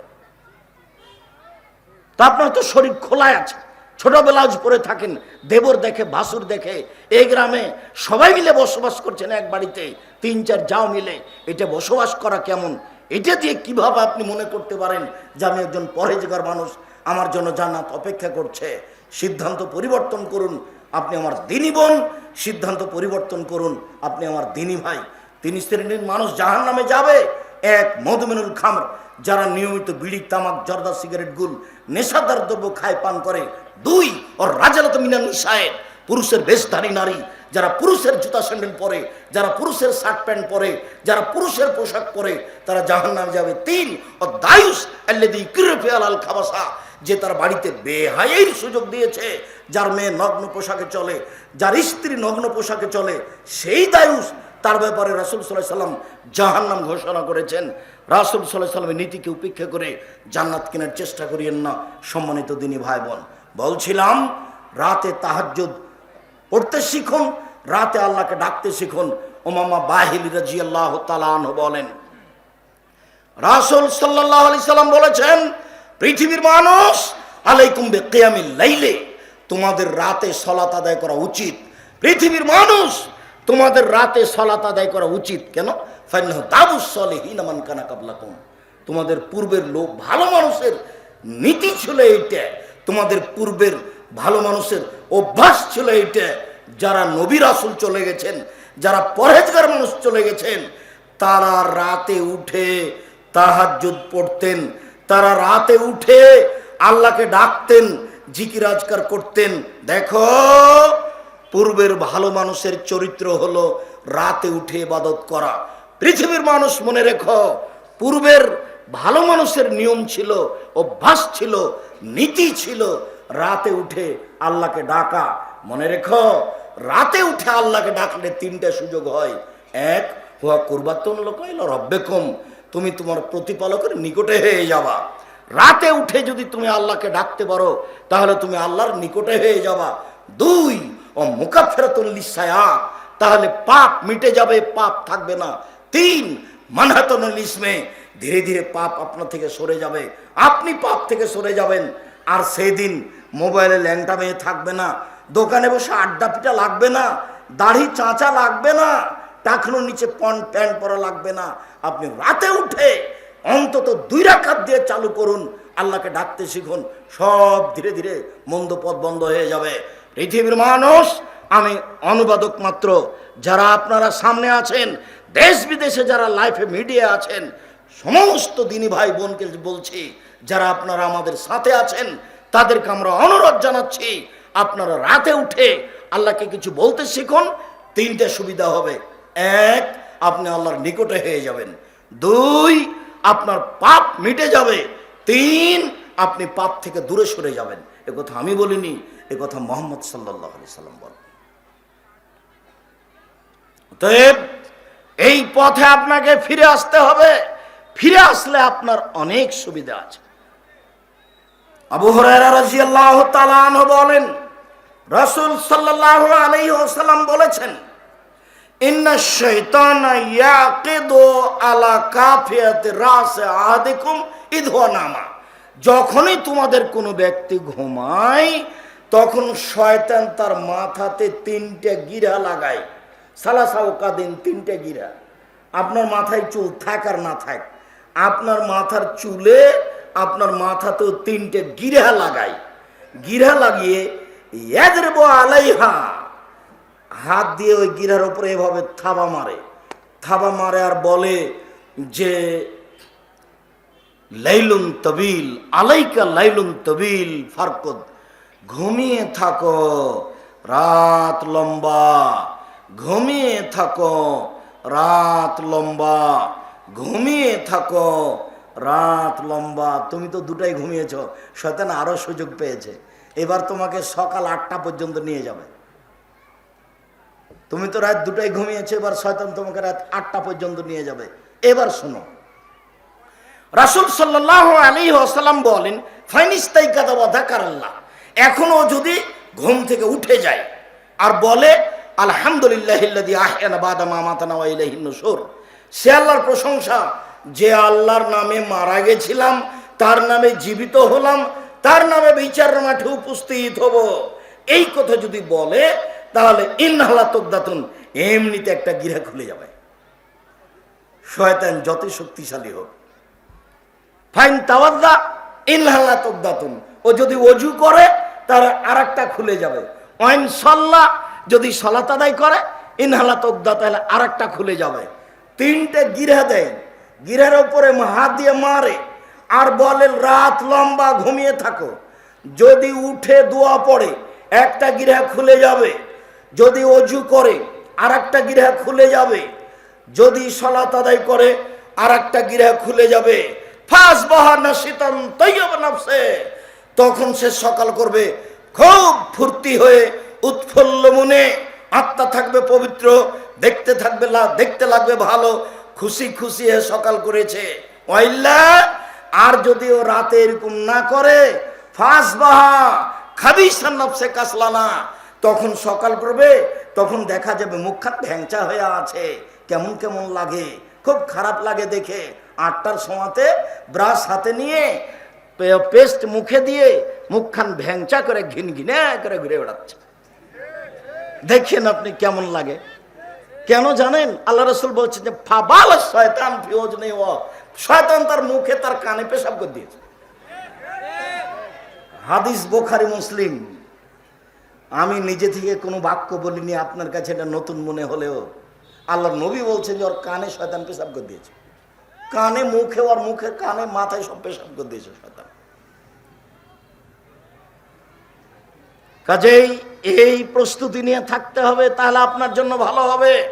সম্মানিত দিনী ভাই বোন, আমি আপনাকে রাতে উঠে আল্লাহকে ডাকার জন্য অনুরোধ জানাচ্ছিলাম। আনাস রাদিয়াল্লাহু তাআলা আনহু বলেন, রাসূল সাল্লাল্লাহু আলাইহি সাল্লাম বলেছেন, আল্লাহ তাআলা বলেন, ইবনা আদম, আদমের ছেলে মেয়ে শোনো, মা দাওয়াতানি ওয়া রাজাউতানি গাফারতু লাকা আলা মাকা মিনকা ওয়া উবালি, তোমরা আমাকে যেভাবে ডাকো আমি সেভাবে থাকি, তোমরা যেভাবে আশা পোষণ করো আমি সেভাবে পূর্ণ করে থাকি। আমি তোমাকে ক্ষমা করে দিই, আমি পরোয়া করি না তুমি কত বড় পাপী, আমি পরোয়া করি না তুমি কত বড় পাপী, আমি পরোয়া করি না তুমি কত বড় পাপী। আদম সন্তান, তুমি যেভাবে ডাকো আমি সেভাবে থাকি, তুমি যেভাবে আশা পোষণ করো সেভাবে পূর্ণ করে থাকি, আমি তোমাকে ক্ষমা করে দিই, আমি পরোয়া করি না তুমি কত বড় পাপী। লাউ বালাগাত জুনুবুকা আনানা সামায়ে, আদমের ছেলে মেয়ে শোনো, তোমার পাপ বেশি হতে হতে যদি আকাশে লেগে যায়, আদমের ছেলে মেয়ে শোনো, তোমাদের পাপ বেশি হতে হতে যদি আকাশে লেগে যায়, ফাস্তাগফারতানি, এরপরে যদি তুমি আমার কাছে ক্ষমা চাও, গাফারতু লাকা, আমি তোমাকে ক্ষমা করে দিব, ওয়ালা উবালি, আমি পরোয়া করি না তুমি কত বড় পাপী, আমি পরোয়া করি না তুমি কত বড় পাপী, আমি পরোয়া করি না তুমি কত বড় পাপী, আমি খালি একটু দেখি যে তুমি আমাকে কিছু বলছো কিনা, তোমার কিছু বলার আমি অপেক্ষায় রয়েছি। তুমি তো রাতকে মূল্যায়ন করো না, তুমি তো আমাকে ডাকো না, অথচ আপনার বয়স ছিল কয়দিন আগে 40, এখন নাকি 60, কয়দিন আগে 60 ছিল, এখন নাকি 70 80, তাহলে আর কয়দিন বাঁচবেন? কেন আপনার নিয়ম নীতি একটু পরিবর্তন হয় না? কেন আপনার অভ্যাস এরকম হলো? কেন আপনি রাত 10টায় ঘুমাতে পারেন না? কেন আপনি রাত 2টা 3টায় উঠতে পারেন না? এই কথা তো রাসূল সাল্লাল্লাহু আলাইহি সাল্লাম বলেন। সম্মানিত দিনী ভাই বোন, শেষের বাক্যটি বলি, এই পর্যন্ত তো আল্লাহ দুনিয়াতে বলছেন, বিচারের মাঠে যখন আমরা উপস্থিত হব তখন আল্লাহ তাআলা আমাদের কাছে আসবেন। বিচারের মাঠে যখন আদমের ছেলে মেয়ে উপস্থিত হবে তখন আল্লাহ তাআলা আসবেন আদমের ছেলে মেয়ের কাছে, এসে বলবে, আপনা আদম লা আতাইতানি বিকুরাবিলার যে খাতায়া সুম্মা লাকিতানি লা তুশরিক বি শাইআ লা আতাইতুকা বিকুরাবিহা মাগফিরা। আদমের ছেলে মেয়ে শোনো, তোমরা যদি আজকে আমার কাছে উপস্থিত হয়ে থাকো আকাশ জমিন পরিমাণ পাপ নিয়ে, পাপ আর পাপ, আকাশ জমিন পরিপূর্ণ হয়ে আছে, আমি আল্লাহ তোমাদের কাছে উপস্থিত হয়েছি সেই পরিমাণ ক্ষমা নিয়ে। তোমার পাপ যত আমার ক্ষমা তত, তোমার পাপ যত আমার ক্ষমা তত, তোমার যেই পরিমাণ পাপ আমার সেই পরিমাণ ক্ষমা, তোমার যেই পরিমাণ পাপ আমার সেই পরিমাণ ক্ষমা। যদি শিরক না থাকে, আব্দুর রাজ্জাক সাহেব, শিরক কিভাবে হয়? স্বামী মারার সাথে সাথে নাক ফুল খুললেই হয়? আচ্ছা, ওর স্বামী মারা গেছে, তো এত তাড়াতাড়ি সব মহিলারা তার নাক ফুল খুলছে কেন? কি হয়েছে? এটা তো হিন্দুদের নীতি।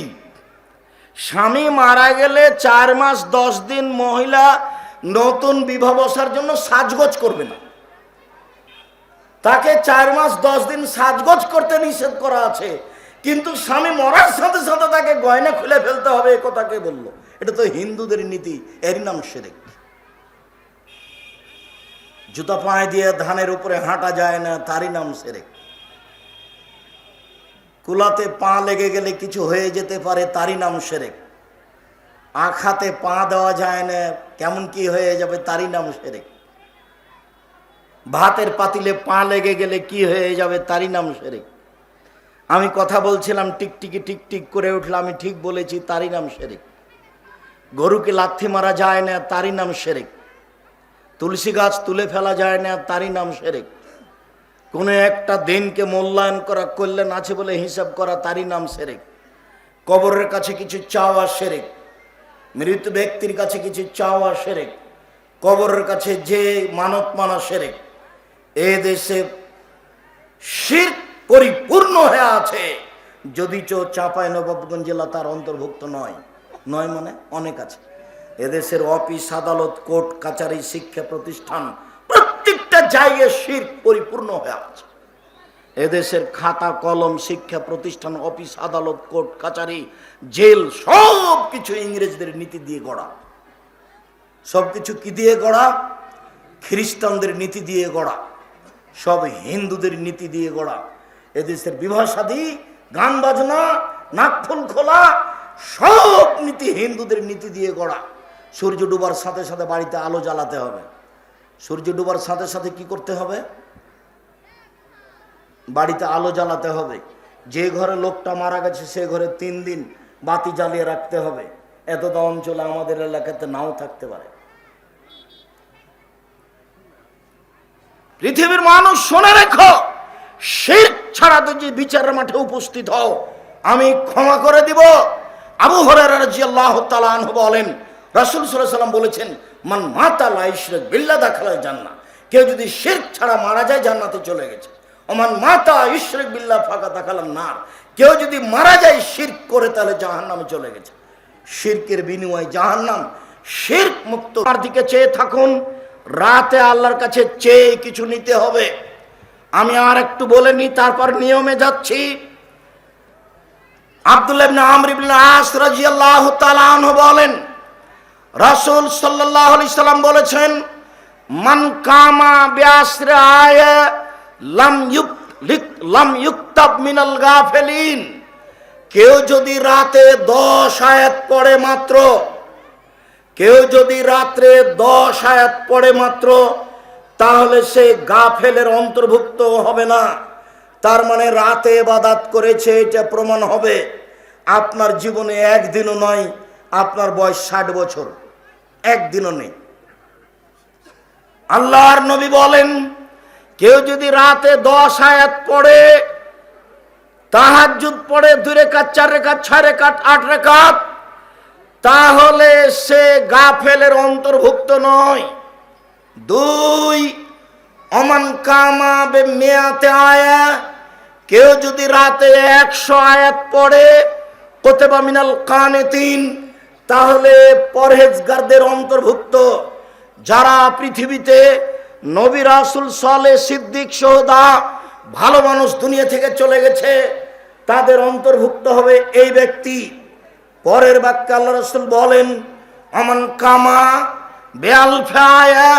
কেউ যদি রাতে 1000 আয়াত পড়ে কোরআন মাজিদ, তাহাজ্জুদ পড়ে রাতে কোরআন মাজিদ পড়ে পড়ে তার যদি 1000 আয়াত হয়ে যায়, তাহলে কুতিবা মিনাল মুকান্তিরিন। যারা খুব সম্মানী মানুষ, যারা একেবারে হাই পর্যায়ের, যারা খুব উপর পর্যায়ের সম্মানী, যারা আল্লাহর সবচেয়ে নিকটে, আপনি তাদের অন্তর্ভুক্ত হয়ে যাবেন। নিজেকে বাঁচানো যাবে কয় আয়াত দিয়ে? 10 আয়াত। দুনিয়াতে একটা সূরা আছে, 3 বার পড়লে 1 বার কোরআন মাজিদ পড়ার সমান নেকি হয়। তা কি জানেন? এক মিনিটে 1 কোরআন মাজিদ পড়ার সমান নেকি। আপনি নেকি লুটে নেন না, একদিনে যে হয়নি আপনার। খালি দেখে আপনি দোকানের সামনে বসে আছেন। মুরব্বী, আপনাকে আমি কষ্ট দিতে চাইনি। আপনার লজ্জাবোধ থাকলে কোনোদিন আপনি দোকানে বসবেন না, আপনাকে বলছি। ছেলে মেয়ের চাপে আপনি দোকানে এসেছেন, তেল কিনতে এসেছেন, দাঁড়িয়ে থাকবেন। তেল নেওয়া হয়েছে, আপনি হেঁটে চলে যাবেন। আপনি বসে আছেন কেন ওখানে? এসার সলাত আদায় করে এসে টুপি মাথায় দিয়ে বসে আছেন। যারা এখানে কওমি মাদ্রাসা মানে ভালো ভালো আলেম আছে, তাদেরকে আপনি জিজ্ঞাসা করে দেখুন, জরুরি প্রয়োজন ছাড়া হাট বাজারে ঘুরে যে তারা হাদিস গ্রহণ হবে না, তাকে বলা হয় খেলাফুল মুরুয়াত, ভদ্রতা বিরোধী কাজ। কেন দোকানে বসে আছে? কেন আড্ডা পিটেন? দোকানে না বসে আড্ডা না পিটে জীবনে চলে তো? কই, আমরা তো কোনোদিন চায়ের স্টলে বসিনি। 97 সাল থেকে, কতদিন থেকে, 97 সাল থেকে আমরা নদাপাড়াতে আছি। নদাপাড়ার দোকান পাঠালো চায়ের লোকগুলো হয়তো বা আমাদের নাম জানে, কোনোদিন তো দেখেনি। আমি তো কোনোদিন চায়ের স্টলে 1 মিনিটের জন্য বসিনি। আমরা তো দুনিয়াতে বেঁচে আছি। আমরা তো হাটে বাজারে যাই না, তো আমরা তো বেঁচে আছি। আপনাদের চলে কি করে? কেউ আয়না দেয়, এভাবেই চলে। এখন তোমার বউ যে কেমন করে চলে, তোমার বয়স থেকে ঠান্ডা হয়ে যাবে ইনশাল্লাহ। তুমি একটা কাপড় নিয়ে গেছো কিনে, কি যে এটা নিয়ে এসছে, এরকম করবে না ইনশাল্লাহ। তখন তুমি তো বলবে তাহলে তুই বাজারে যা। যার কারণে ধীরে ধীরে তারা বাজার যেতে শিখেছে। তাকে বলতে হবে, মোটা আনলেও খুশি আমি, চিকন আনলেও খুশি আমি, যাহাই আনিবেন তাহাতেই খুশি। আমার জীবনে স্বাদ উল্লেখ করে আপনাকে আমি কিছু বলিব না। অভিমানকে আমি কবর দিয়েছি। আপনার সাথে আমি সুন্দর করে সংসার পরিচালনা করতে চাই। যাহাই বলেন আপনি তাহাই আমি শুনিব। আমি আমার কথা আপনার কথার অবাধ্য চলিব না। যদি গুনাহ না হয় সব কাজ করতে প্রস্তুত থাকব। অভিমান আমি কবর দিয়ে দিলাম। অভিমান বলে কোনো জিনিস আপনার কাছে রাখবো না। তাহলে হবে জীবন সহজ। অভিমান ছাড়া তো চলে, তা তো আমরা দেখতে পাচ্ছি। অভিমান করলে তো অভিমান পূর্ণ হবে না। রাসূল সাল্লাল্লাহু আলাইহি সাল্লামের স্ত্রীরা অভিমান করেছিলেন, তখন বললেন যে থাকো না হয় যাও। তা আল্লাহ রাসূল বললেন তাহলে অভিমান তো পূর্ণ হবে না, তাহলে তোমরা থাকো না হয় যাও। তখন আয়েশা রাদিয়াল্লাহু তাআলা আনহা বলছেন, শুনেন শুনেন শুনেন, আমি একটা কথা বলি শুনেন। আমি অভিমান বাতিল করলাম, আমি অভিমান করব না। ও আল্লাহ রাসূল বলেছিলেন, শোনো আয়েশা, শোনো আয়েশা, তুমি আমার সাথে থাকবা কিনা তোমার আব্বাকে আগে বুঝো, তোমার আম্মার সাথে বুঝো। তখন আয়েশা রাদিয়াল্লাহু তাআলা কি বলেন আপনি? আপনার সাথে থাকার জন্য আমার বাপকে বুঝতে হবে, আমার মাকে বুঝতে হবে? না বুঝে আমি আপনার সাথে থেকে গেলাম।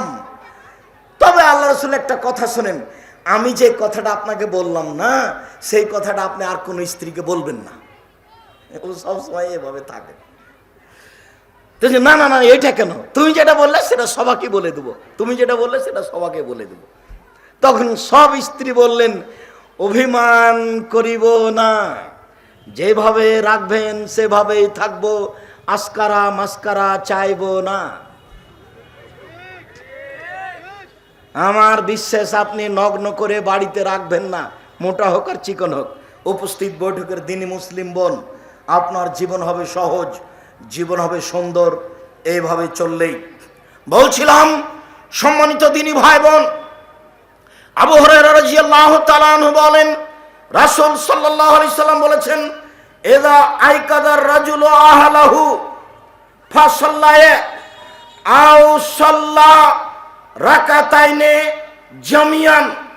স্বামী স্ত্রীকে জাগালো, দুইজন মিলে 2 রাকাত সালাত আদায় করলো একসাথে, অথবা এ 2 রাকাত পড়লো ভিন্ন হয়ে, ও 2 রাকাত পড়লো ভিন্ন হয়ে। কুতিবাত মিনাজ জাকিরিন, তাহলে যারা আল্লাহকে ডাকে ওদের তালিকায় এদের নাম দিয়ে দেওয়া হবে। সম্মানিত দিনী ভাই বোন, যে যেখানে আছেন এক খেয়ালে কান লাগিয়ে কথাটা মনে রাখবেন। অন্তত 2 রাকাত সালাত আদায় করলে, আমি রাতের সালাত আদায় করি এটা প্রমাণ হয়ে যাবে। অন্তত 2 রাকাত সালাত আদায় করলে পৃথিবীতে যারা নবী রাসূল, পরহেজগার, সিদ্দিক, শুহাদা, যারা দিন রাত তাসবিহ তাহলিল জিকির করেছেন, ওদের তালিকা যেখানে আছে, আপনার 2 রাকাতের বিনিময়ে নামটা ওই তালিকায় হয়ে যাবে। এই কথা আমি বলিনি, এই কথা বলেছেন মুহাম্মদ সাল্লাল্লাহু আলাইহি সাল্লাম। স্বামী স্ত্রী যদি একসাথে পড়েন, তাহলে আপনি আগে দাঁড়াবেন, আপনার স্ত্রী পিছনে দাঁড়াবে। আর যদি পাশাপাশি পড়েন, নিজের মতো পড়বেন, কোনো সমস্যা নেই। আপনার স্ত্রী 2 রাকাত, আপনি 2 রাকাত পড়বেন, নামটা হয়ে যাবে ওদের তালিকায়, যারা আল্লাহকে ডাকে, যারা জিকির আজকার করে। আল্লাহ রাসূলকে জিজ্ঞাসা করা হয়েছিল, আল্লাহ রাসূল সবচেয়ে দামি সম্পদ কোনটি? আল্লাহর নবী বলেন তো সবচেয়ে দামি সম্পদ কোনটি? তখন আল্লাহ রাসূল বলেছিলেন লিসানুন যাকির, ওই জিহ্বা সবচেয়ে দামি সম্পদ, যেই জিহ্বা বলে সুবহানাল্লাহ, আলহামদুলিল্লাহ, আল্লাহু আকবার, আস্তাগফিরুল্লাহ, রব্বিগফিরলি ওয়া তুব আলাইয়া ইন্নাকা আনতাত তাওয়াবুল গফুর। হে প্রতিপালক, তুমি আমাকে ক্ষমা করো, তুমি বড় ক্ষমাশীল, তুমি বড় তওবা কবুলকারী। হে প্রতিপালক, তুমি আমাকে ক্ষমা করো, তুমি বড় তওবা কবুলকারী, তুমি বড় ক্ষমাশীল। এই দোয়া আপনার মুখস্থ আছে? এই বৈঠকে বসে মাঝে মধ্যে বলতে হবে, রব্বিগফিরলি ওয়া তুব আলাইয়া ইন্নাকা আনতাত তাওয়াবুল গফুর, রব্বিগফিরলি ওয়া তুব আলাইয়া ইন্নাকা আনতাত তাওয়াবুল গফুর, রব্বিগফিরলি ওয়া তুব আলাইয়া ইন্নাকা আনতাত তাওয়াবুল গফুর। যদি মুখস্থ না থাকে, 24 ঘন্টার মধ্যে এই দোয়া মুখস্থ করতে হবে। দোয়ার বইয়ে পাওয়া যাবে, যে কোনো সালাত শিক্ষা বইয়ে পাওয়া যাবে। সম্মানিত দিনী ভাই বোন, জানি না কিভাবে আপনার দিন কাটছে। এভাবে সংসার করে চট করে দুনিয়া থেকে বিদায় হয়ে যাবেন, কেউ আপনার কবরে নেকি ঢোকাতে পারবে না। ছেলে মেয়ে আপনার জন্য একটু দান খেরাত করবে কিনা, আপনার জন্য একটু দোয়া করবে কিনা, আপনি সব বাকি রেখে চলে গেলেন। আপনার ছেলে আপনার জন্য বলবে কি, রব্বির হামহুমা কামা রাব্বায়ানি সগীরা। যদিও আমি প্রস্তাব দিয়েছি জাতিকে, পৃথিবীর মানুষ সালাতে নামাজে সালাম ফেরার পূর্বে বলিও রব্বির হামহুমা কামা রাব্বায়ানি সগীরা। আমি এটা মুখস্থ করার জন্য, বলার জন্য আরো আমি অনুরোধ জানিয়েছি, 2 রাকাত সালাত আদায় করে আল্লাহর কাছে চাইবেন, আল্লাহ তুমি আমাকে তৌফিক দান করো, আমি যেন প্রত্যেক দিন সালাতে সালাম ফেরার পূর্বে একটু বলতে পারি রব্বির হামহুমা কামা রাব্বায়ানি সগীরা। যাই চাইবেন 2 রাকাত সালাত আদায় করে চাইতে হবে। বিপদে পড়েছেন, 2 রাকাত সালাত আদায় করে বিপদের কথা বলেন। জমি জায়গা কিনতে চাচ্ছেন, 2 রাকাত সালাত আদায় করে তাকে বলেন। 2 রাকাত সালাতই হচ্ছে সব কাজের মূল। 2 রাকাত সালাত আদায় করে আপনি সেটা বলবেন। আবু হুরায়রা রাদিয়াল্লাহু তাআলা আনহু বলেন, রাসূল সাল্লাল্লাহু আলাইহি সাল্লাম বলেছেন, রাহিমাল্লাহু রাজুলান কামা মিনাল লাইলি ওয়া সাল্লা। আল্লাহ ওই লোকের প্রতি দয়া করেন যে লোক রাতে উঠে 2 রাকাত সালাত আদায় করে, সুম্মা আইকাজা আহলাহু, তারপর স্ত্রীকে জাগায়, ফাসাল্লাত, স্ত্রীও 2 রাকাত সালাত আদায় করে। ভাই না আবাদ, স্ত্রী যদি উঠতে না চায়, না আমি এখন উঠবো না, ঘুম ধরেছে, ফানাজাহা আলা ওয়াজহিল মা, তারপর তার মুখের উপরে পানি ঢেলে দেয়, এই খালেদা উঠো উঠো উঠো, এই যে না উঠলে তোমার মুখের উপরে পানি ঢেলে দিলাম। রাসূল সাল্লাল্লাহু আলাইহি সাল্লাম বলেন, ওয়ালা ইমরাতিন, আল্লাহ ওই মহিলার প্রতি দয়া করেন যে মহিলা রাতে উঠে 2 রাকাত সালাত আদায় করে, স্বামীকে উঠায়, স্বামী যদি উঠতে না চায় তাহলে পানি মুখের উপরে ঢেলে দেয়, ছিটিয়ে দেয়। দিনী বোন, আপনি হঠাৎ করে এটা করবেন না। আপনার স্বামীর মেজাজ বুঝা আপনি করেন, আল্লাহ রাসূল বলেছেন আপনি করেন, কিন্তু পরিবেশ যদি উল্টে যায় তাহলে এটা আরো খারাপ হবে। যখন পরিবেশটা আপনার মতো হয়ে যাবে ঠান্ডা, তখন আপনি করেন, এটা সহজ হবে। সম্মানিত দিনী ভাবে, বাচ্চা বসো। আমরা আপনাদেরকে বেশিক্ষণ যে কষ্ট দেব তা নয়। আমরা ধরেন কাছাকাছি চলে এসেছি, আর আমি নিজেও ক্লান্ত। গত রাত্রে ছিলাম নরসিংদীতে, তারপর প্রতিষ্ঠানে গেছি রূপগঞ্জ, নারায়ণগঞ্জ, ঢাকায়, সেখানে কিছু কাজ করেছি। তারপর রাজশাহী ফিরে এসেছি। রাজশাহী তো এই এসা পর্যন্ত কি কি কাজ করলাম, একটু কিতাব দেখা কাজ ছিল, তারপরে এসার সময় কাছাকাছি এরকম সময়ে বের হয়ে আপনাদের এখানে এসেছি। আমি নিজে ক্লান্ত বোধ মনে করছি, এরপরেও আমি মনে করছি আপনি আমার চেয়ে বেশি ক্লান্ত, আপনি আমার চেয়ে বেশি খাসতে গেছেন। সারাদিন কি গল্প না করেছেন, দোকানে বসে কত আড্ডা পিটেছেন, মুখখান বন্ধ রাখেন, জান্নাত পাওয়া যাবে। কত দিন বললাম আপনাকে যে আল্লাহ রাসূলকে বলা হলো মান নাজাত, বাঁচার পথ কি, কিভাবে জান্নাত পাবো, জাহান্নাম থেকে বেঁচে যাবো, এটা সরাসরি বলেন। তখন আল্লাহ রাসূল বলছেন সারা পৃথিবীর মানুষ শুনে রেখো, তিনটে কাজ করো জান্নাত পেয়ে যাবা। এক, মুখ বন্ধ রাখো, জান্নাত হয়ে গেছে। তুমি জানো না? জানো মা হালতাদরি মাইকুবু নাসান নারা, মানুষকে পিছন দিক থেকে ধাক্কা মেরে জাহান্নামে নিক্ষেপ করে কি তা কি জানো? মানুষকে পিছন দিক থেকে ধাক্কা মেরে জাহান্নামে নিক্ষেপ করে তা কি জানো? এই কথা বলতে বলতে রাসূল জিহ্বাটা ধরে নিয়ে বলছেন দেখো, জিহ্বা মানুষকে পিছন দিক থেকে ধাক্কা মেরে জাহান্নামে নিক্ষেপ করে। আপনাকে যে আমি দোকানে বসতে নিষেধ করেছি কেন আপনি জানেন না? দুইজন মিলে আর একজনের বদনাম করছিল, তখন আপনি যে বলছেন ঠিকই বলেছিস, আসলেই খারাপ। এবার আপনি জান্নাতে যান মানুষের বদনাম করে, ও তো ঠেকিয়ে দিবে। খুব কঠিন, আপনি দোকানে বসবেনই না। আব্দুর রাজ্জাক সাহেব, আমাদের দোকান চলবে কিভাবে? আল্লাহ চালাবে। তোমার দোকানে তো লবণ আছে, তেল আছে, আমি কিনতে যাব, আরো কে যাবে ইনশাল্লাহ। বিড়ি বন্ধ করে দাও, দোকান চলবে।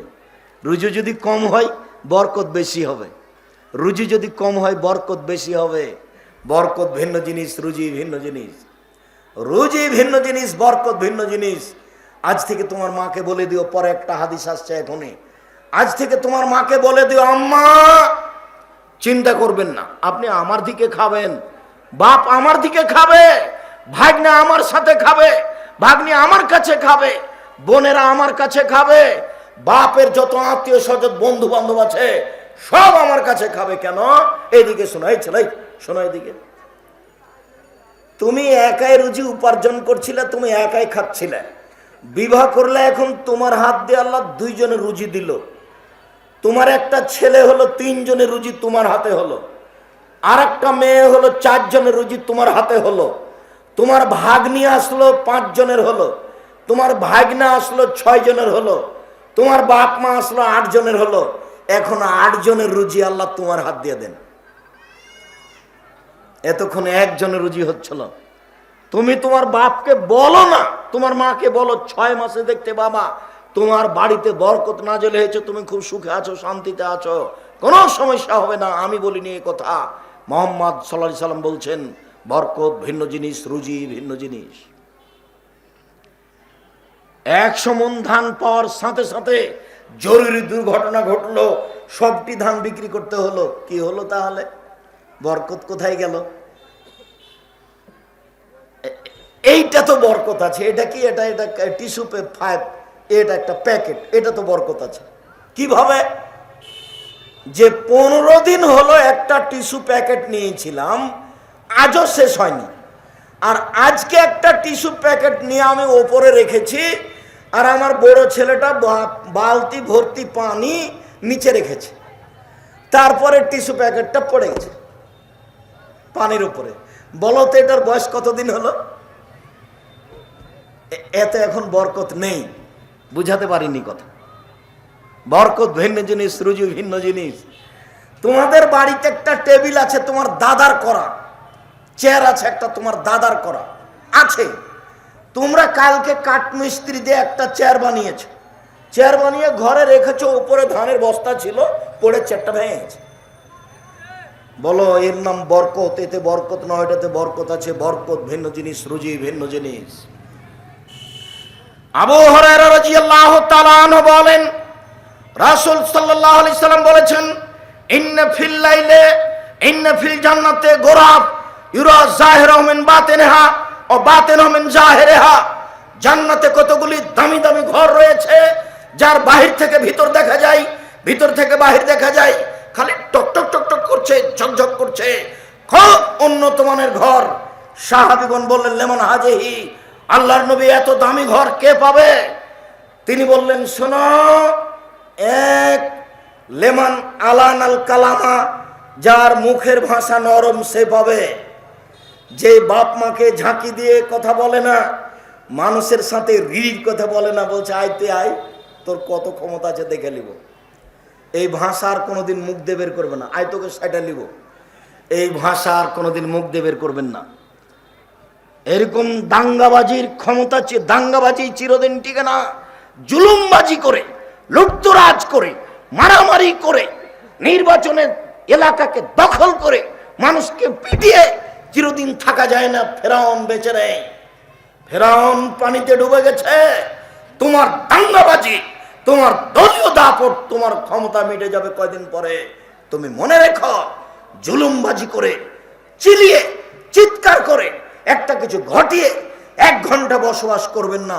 আমার অনুরোধ, আমি আপনার দিনী ভাই, আমি আপনার গ্রামের ছেলে, আমি আপনার গ্রামের মানুষ, আপনি আমার বাপ, আপনি আমার চাচা, আপনি আমার মা, আপনি আমার চাচি, আপনি আমার বোন, আমি আপনার বাড়ির ছেলে। আপনার কাছে অনুরোধ করে গেলাম, অনুরোধ রক্ষা করবেন। আর জীবনে কোনোদিন দাঙ্গাবাজি করে, মহবাজি করে, ক্ষমতা দেখে 1 মিনিট বেঁচে থাকার চেষ্টা করিয়েন না, ভুল সিদ্ধান্ত।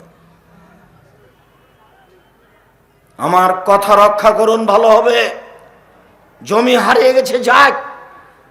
আমার বাপ আমাকে বলছে, বেটা 9 বিঘা জমি আমাদের 4 ভাই বোনের নাম আছে, তোমার দাদার নাম আছে, একবারে ঝকঝকে হয়ে আছে কাগজ, আমাকে লিখে দিবে। কিন্তু আমি আমার বড় ভাইকে কোনোদিন এই জমি চাষ করতে দেখিনি।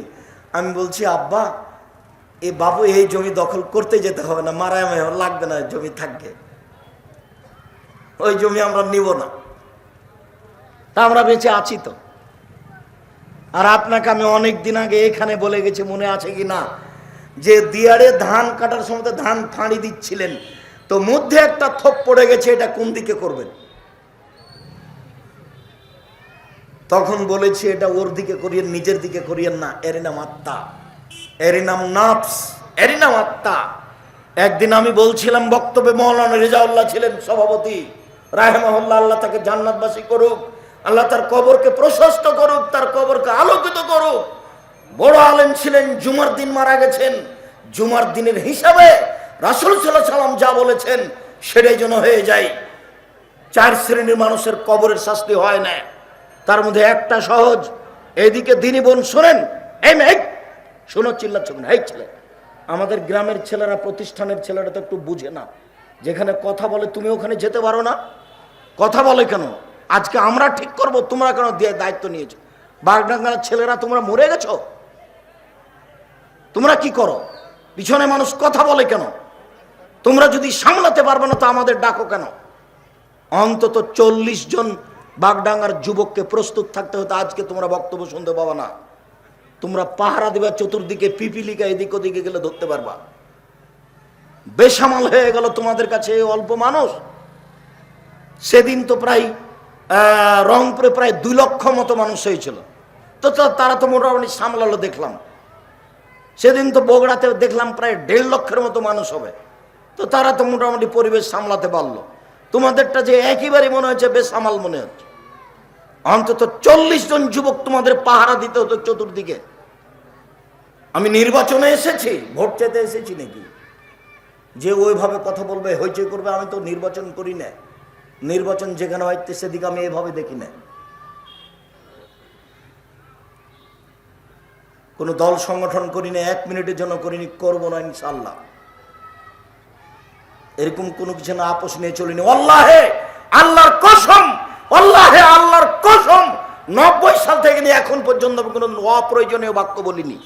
90 সাল থেকে না আজ পর্যন্ত, আল্লাহে, আল্লাহর কসম, 90 সাল থেকে নিয়ে এখন পর্যন্ত আমি কোনোদিন কেসটা কাহিনী বলিনি।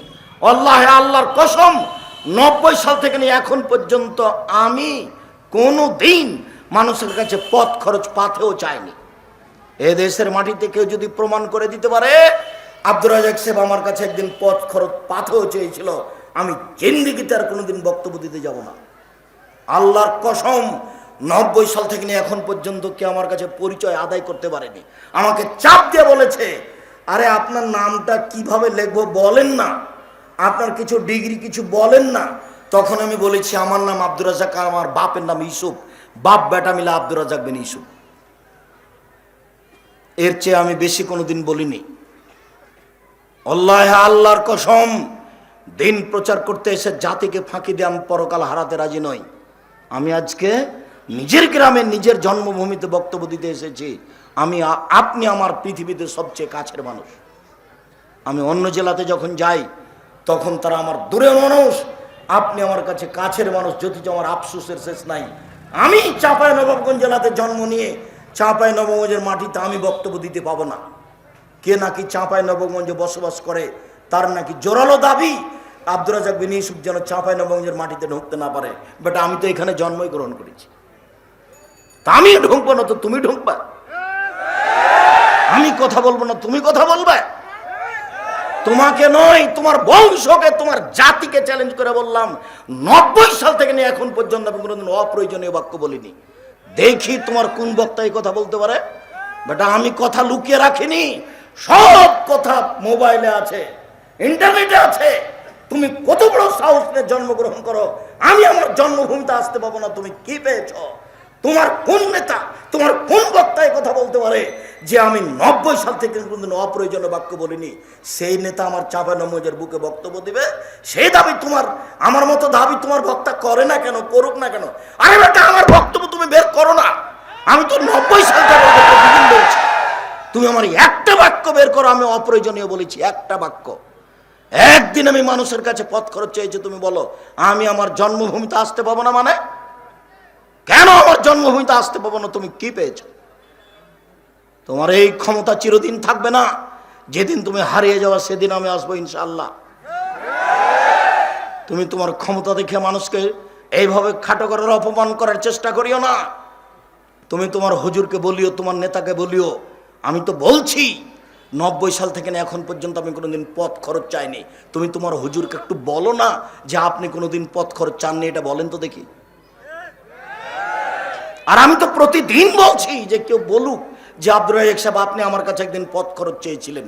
রংপুর থেকে আমি এমনি চলে এসেছি, 1 টাকা দেয়নি, পরীক্ষা করে দেখেছে, দেখি কি বলে।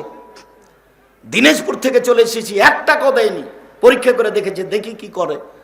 ময়মনসিং থেকে চলে এসেছি, আমাকে 1 টাকা দেয়নি, পরীক্ষা করে দেখেছে কি বলে।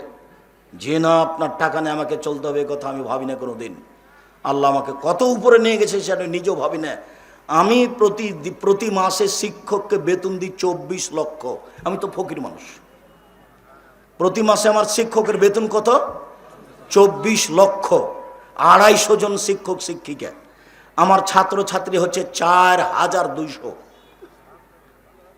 জামিয়া সালাফিয়া বরিশাল, জামিয়া সালাফিয়া দিনাজপুর, জামিয়া সালাফিয়া রূপগঞ্জ নারায়ণগঞ্জ ঢাকা, জামিয়া সালাফিয়া ডাঙ্গিপাড়া পবা রাজশাহী, জামিয়া সালাফিয়া ডাঙ্গিপাড়া পবা রাজশাহী, জামিয়া সালাফিয়া রূপগঞ্জ নারায়ণগঞ্জ ঢাকা।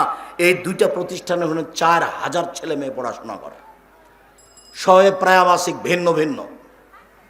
250 জন শিক্ষক শিক্ষিকা, 350 জন এতিম, 500 জন অসহায়। আপনি যান কালকে দেখে আসেন। জামিয়া সালাফিয়া ডাঙ্গিপাড়া পবা রাজশাহী 25 বিঘা জমির উপরে বিশাল ভূখণ্ড। আর জামিয়া সালাফিয়া রূপগঞ্জ নারায়ণগঞ্জ ঢাকা 50 বিঘা জমির উপরে, প্রায় সবই কিনা।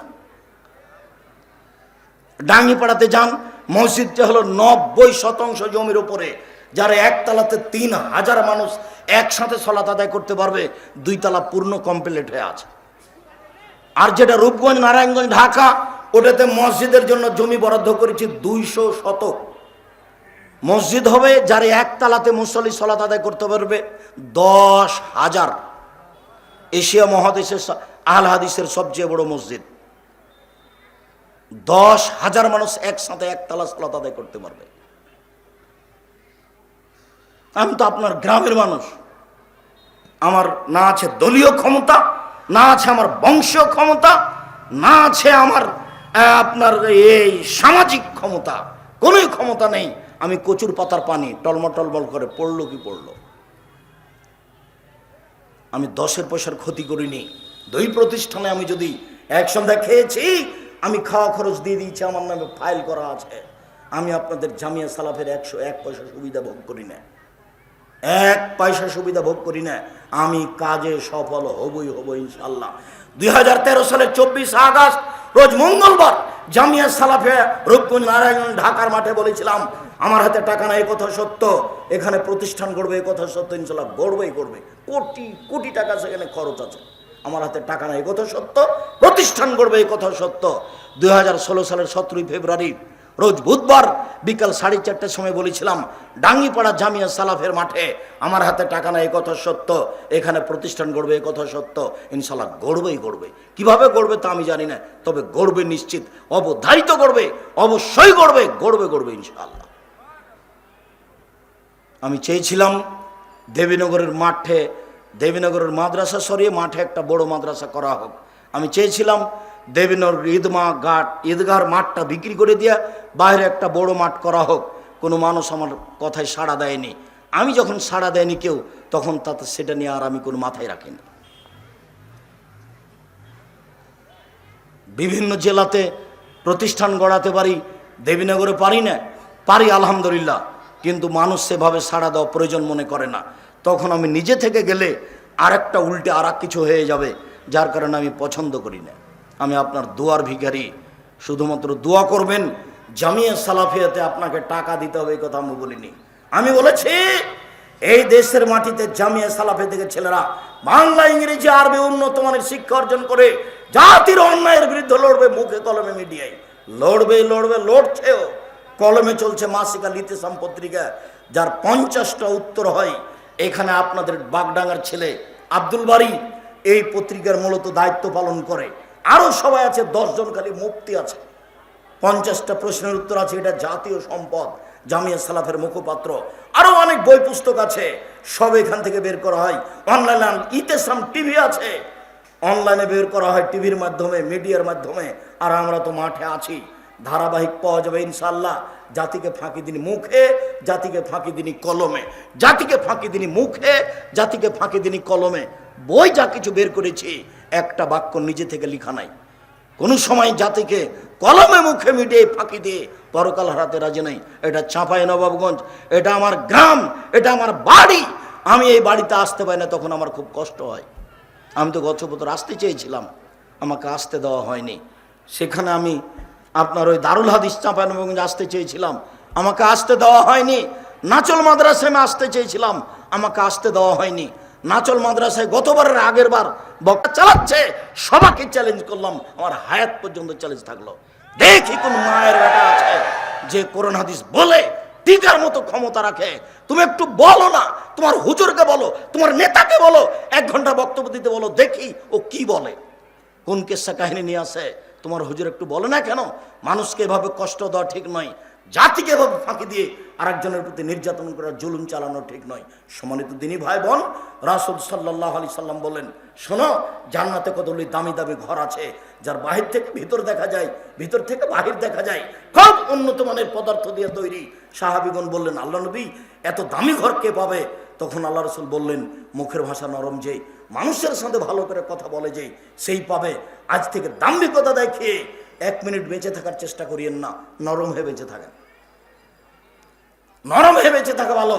প্রতিবেশীকে সম্মান করে বেঁচে থাকবেন, প্রতিবেশীর হাত ধরে আজকে ক্ষমা নেবেন, আজকে নিতে হবে। এই ছেলাই, তোমার বাপ ছোট, তোমার চাচা বড়, তোমার বাপের কারণে গন্ডগোল হয়নি, তোমার চাচার কারণে গন্ডগোল হয়েছে।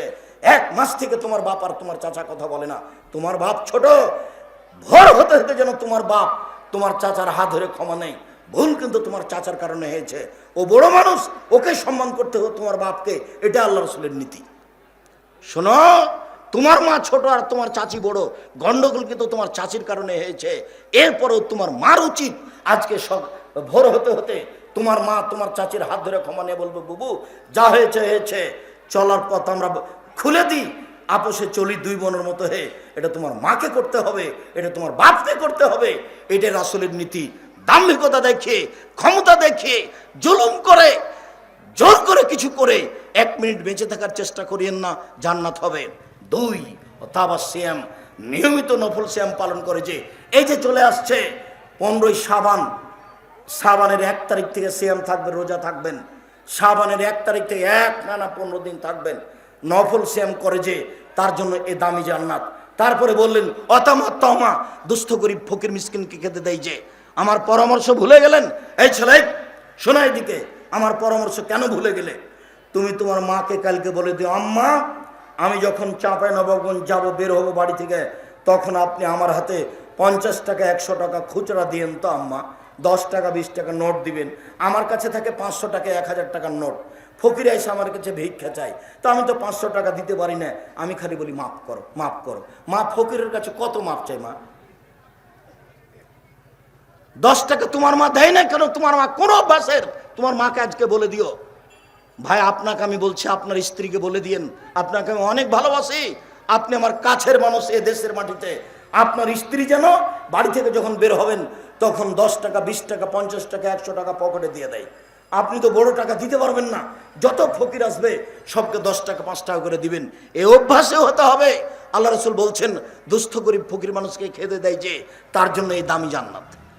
তিনি শেষে বললেন সাল্লা বিল্লাহি না শুনিয়াম, মানুষ যখন ঘুমিয়ে তখনও তাহাজ্জুদ পড়ে, রাতে সালাত আদায় করে, এর জন্য এই জান্নাত। রাতে সালাত আদায় করলে এই জান্নাত। রাতে উঠে ঘুম থেকে উঠে আকাশের দিকে তাকিয়ে সূরা আল ইমরানের শেষ রুকুর প্রথম 5 আয়াত পড়বেন। আর যদি না মুখস্থ থাকে তাহলে এই দোয়া পড়বেন, লা ইলাহা ইল্লাল্লাহু ওয়াহদাহু লা শারীকা লাহু লাহুল মুলকু ওয়া লাহুল হামদু ওয়া হুয়া আলা কুল্লি শাইইন কাদির ওয়া সুবহানাল্লাহি ওয়া আলহামদুলিল্লাহি ওয়া লা ইলাহা ইল্লাল্লাহু আল্লাহু আকবার ওয়া লা হাওলা ওয়া লা কুওয়াতা ইল্লা বিল্লাহ রব্বিগফিরলি রব্বিগফিরলি। এখন যা চাইবেন সেটা কবুল হয়ে যাবে।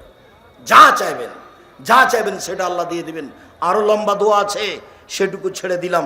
এছাড়া আপনি সুবহানাল্লাহ আলহামদুলিল্লাহ আল্লাহু আকবার আস্তাগফিরুল্লাহ 10 বার করে বলে আপনি সুন্দর করে ওযু করে 2 রাকাত সালাত আদায় করেন। আপনার নামটা তালিকায় চলে আসুক, পরহেজগারের তালিকায়। 4 রাকাত পড়েন 6 রাকাত পড়েন। তবে তাহাজ্জুদের সালাত হলো 8 রাকাত। চেষ্টা করবেন 1 রাকাত বিতর 8 রাকাত তাহাজ্জুদ। চেষ্টা করবেন 3 রাকাত বিতর 8 রাকাত তাহাজ্জুদ। চেষ্টা করবেন 5 রাকাত বিতর 8 রাকাত তাহাজ্জুদ। 5 রাকাত বিতর একটানা, 3 রাকাত বিতর একটানা, 1 রাকাত বিতর তো একটানাই হবে। চেষ্টা করবেন ছোট সূরা হলেও এই নিয়মটা বাস্তবায়ন করার। রাসূল সাল্লাল্লাহু আলাইহি ওয়াসাল্লাম বলেছেন সবচেয়ে উত্তম আমল আল্লাহর নিকটে ওটাই যেটা ধারাবাহিক চলে। আজ থেকে অন্তত 2 রাকাত দিয়ে চালু করা হোক। যত মানুষ এখানে উপস্থিত আছেন 15-20 বছর থেকে যুবক, তোমরা থেকে বলছি, আমার মুরব্বী ভাই বোনেরা আছেন, সবার কাছে আমার প্রস্তাব থাকলো আজ থেকে অন্তত 2 রাকাত দিয়ে চালু করা হোক। এশার পর থেকে নিয়ে ফজর পর্যন্ত এই সময়ের মধ্যে 2 রাকাত চালু করতে পারলেই তালিকায় চলে আসবে মর্মে সকল দিনই ভাই বোনের নিকটে আমি আন্তরিকভাবে দুয়ার দাবি জানিয়ে বলছি, এই ছেলে থামো। চরবাগডাঙ্গা একটা কওমি মাদ্রাসা জনগণের সহযোগিতায় চলে। বাৎসরিক সম্মেলনে যখন আসবেন তখন 200, 500, 1000 টাকা বেঁধে নিয়ে আসবেন। এটা একবারে নীতির মধ্যে দিয়ে দিবেন। কেন? এই প্রতিষ্ঠান চালাতে হবে, শিক্ষকদের বেতন দিতে হবে, বিনিময়ে জান্নাত আছে। এগুলোই হচ্ছে নিখুঁত মাদ্রাসা। যখনই সম্মেলন হবে তখন, আর যখন রামাজান আসবে তখন, রামাজানে যা দান খয়রাত করছেন সব এখানে পাঠিয়ে দিবেন, নিজে এসে দিয়ে যাবেন। আমার এই পরামর্শটা গ্রহণ করেন, ভালো হবে। মাদ্রাসাটা টিকবে, আপনিও জান্নাত পাবেন, দানের বিনিময়ে জান্নাত। ইবাদতের জগতে সবচেয়ে দামি, শক্তিশালী, ক্ষমতাধর, পাওয়ারফুল ইবাদত হলো দান। এত দামি ক্ষমতাধর ইবাদত পৃথিবীতে আর নেই। এরপরে আপনি জামিয়া সালাফের জন্য দোয়া করবেন। আমি জামিয়া সালাফের জন্য আপনাকে দান করতে বলিনি, আপনি দোয়া করবেন। ওপরে যদি কবুল হয়ে যায় তাহলে কোনো সমস্যা নেই, ওপরে যদি নড়চড় হয়ে যায় সারা দুনিয়া একদিকে লিগে কিছু করতে পারবো না। খালি একটু মুখে বলবেন আল্লাহ তুমি জামিয়া সালাফেকে কবুল করো। আব্দুর রাজ্জাক সাহেব যে প্রতিষ্ঠান চালু করেছে সেই প্রতিষ্ঠানকে তুমি চালু করো, কবুল করো, এটা আমার দাবি। এইটুকু দাবি রেখে এই প্রতিষ্ঠানে যার যতটুকু সম্ভব দান করার অনুরোধ জানিয়ে, সাথে সাথে রাতে সালাত আদায় করার অনুরোধ জানিয়ে, বই পুস্তকগুলি সম্ভবত স্টেজে ডানে আছে বা বামে আছে। আব্দুল্লাহর বইটা যদি থাকে মিন্নাতুল বারি, বোখারির ব্যতিক্রম ব্যাখ্যা, এছাড়া মাসিক আল ইতেসাম পত্রিকা 25-30 টাকা, যাই হোক। এছাড়া আরও যত বই আছে, কে বড় লাভবান কে বড় ক্ষতিগ্রস্ত, ও ডান দিকে আছে বইগুলি সব। দিনী ভাই বোনকে রাসূলের পদ্ধতিতে চলার অনুরোধ জানিয়ে, এই প্রতিষ্ঠানকে মূল্যায়ন করার অনুরোধ জানিয়ে, বইগুলি ডান দিক থেকে সংগ্রহ করার অনুরোধ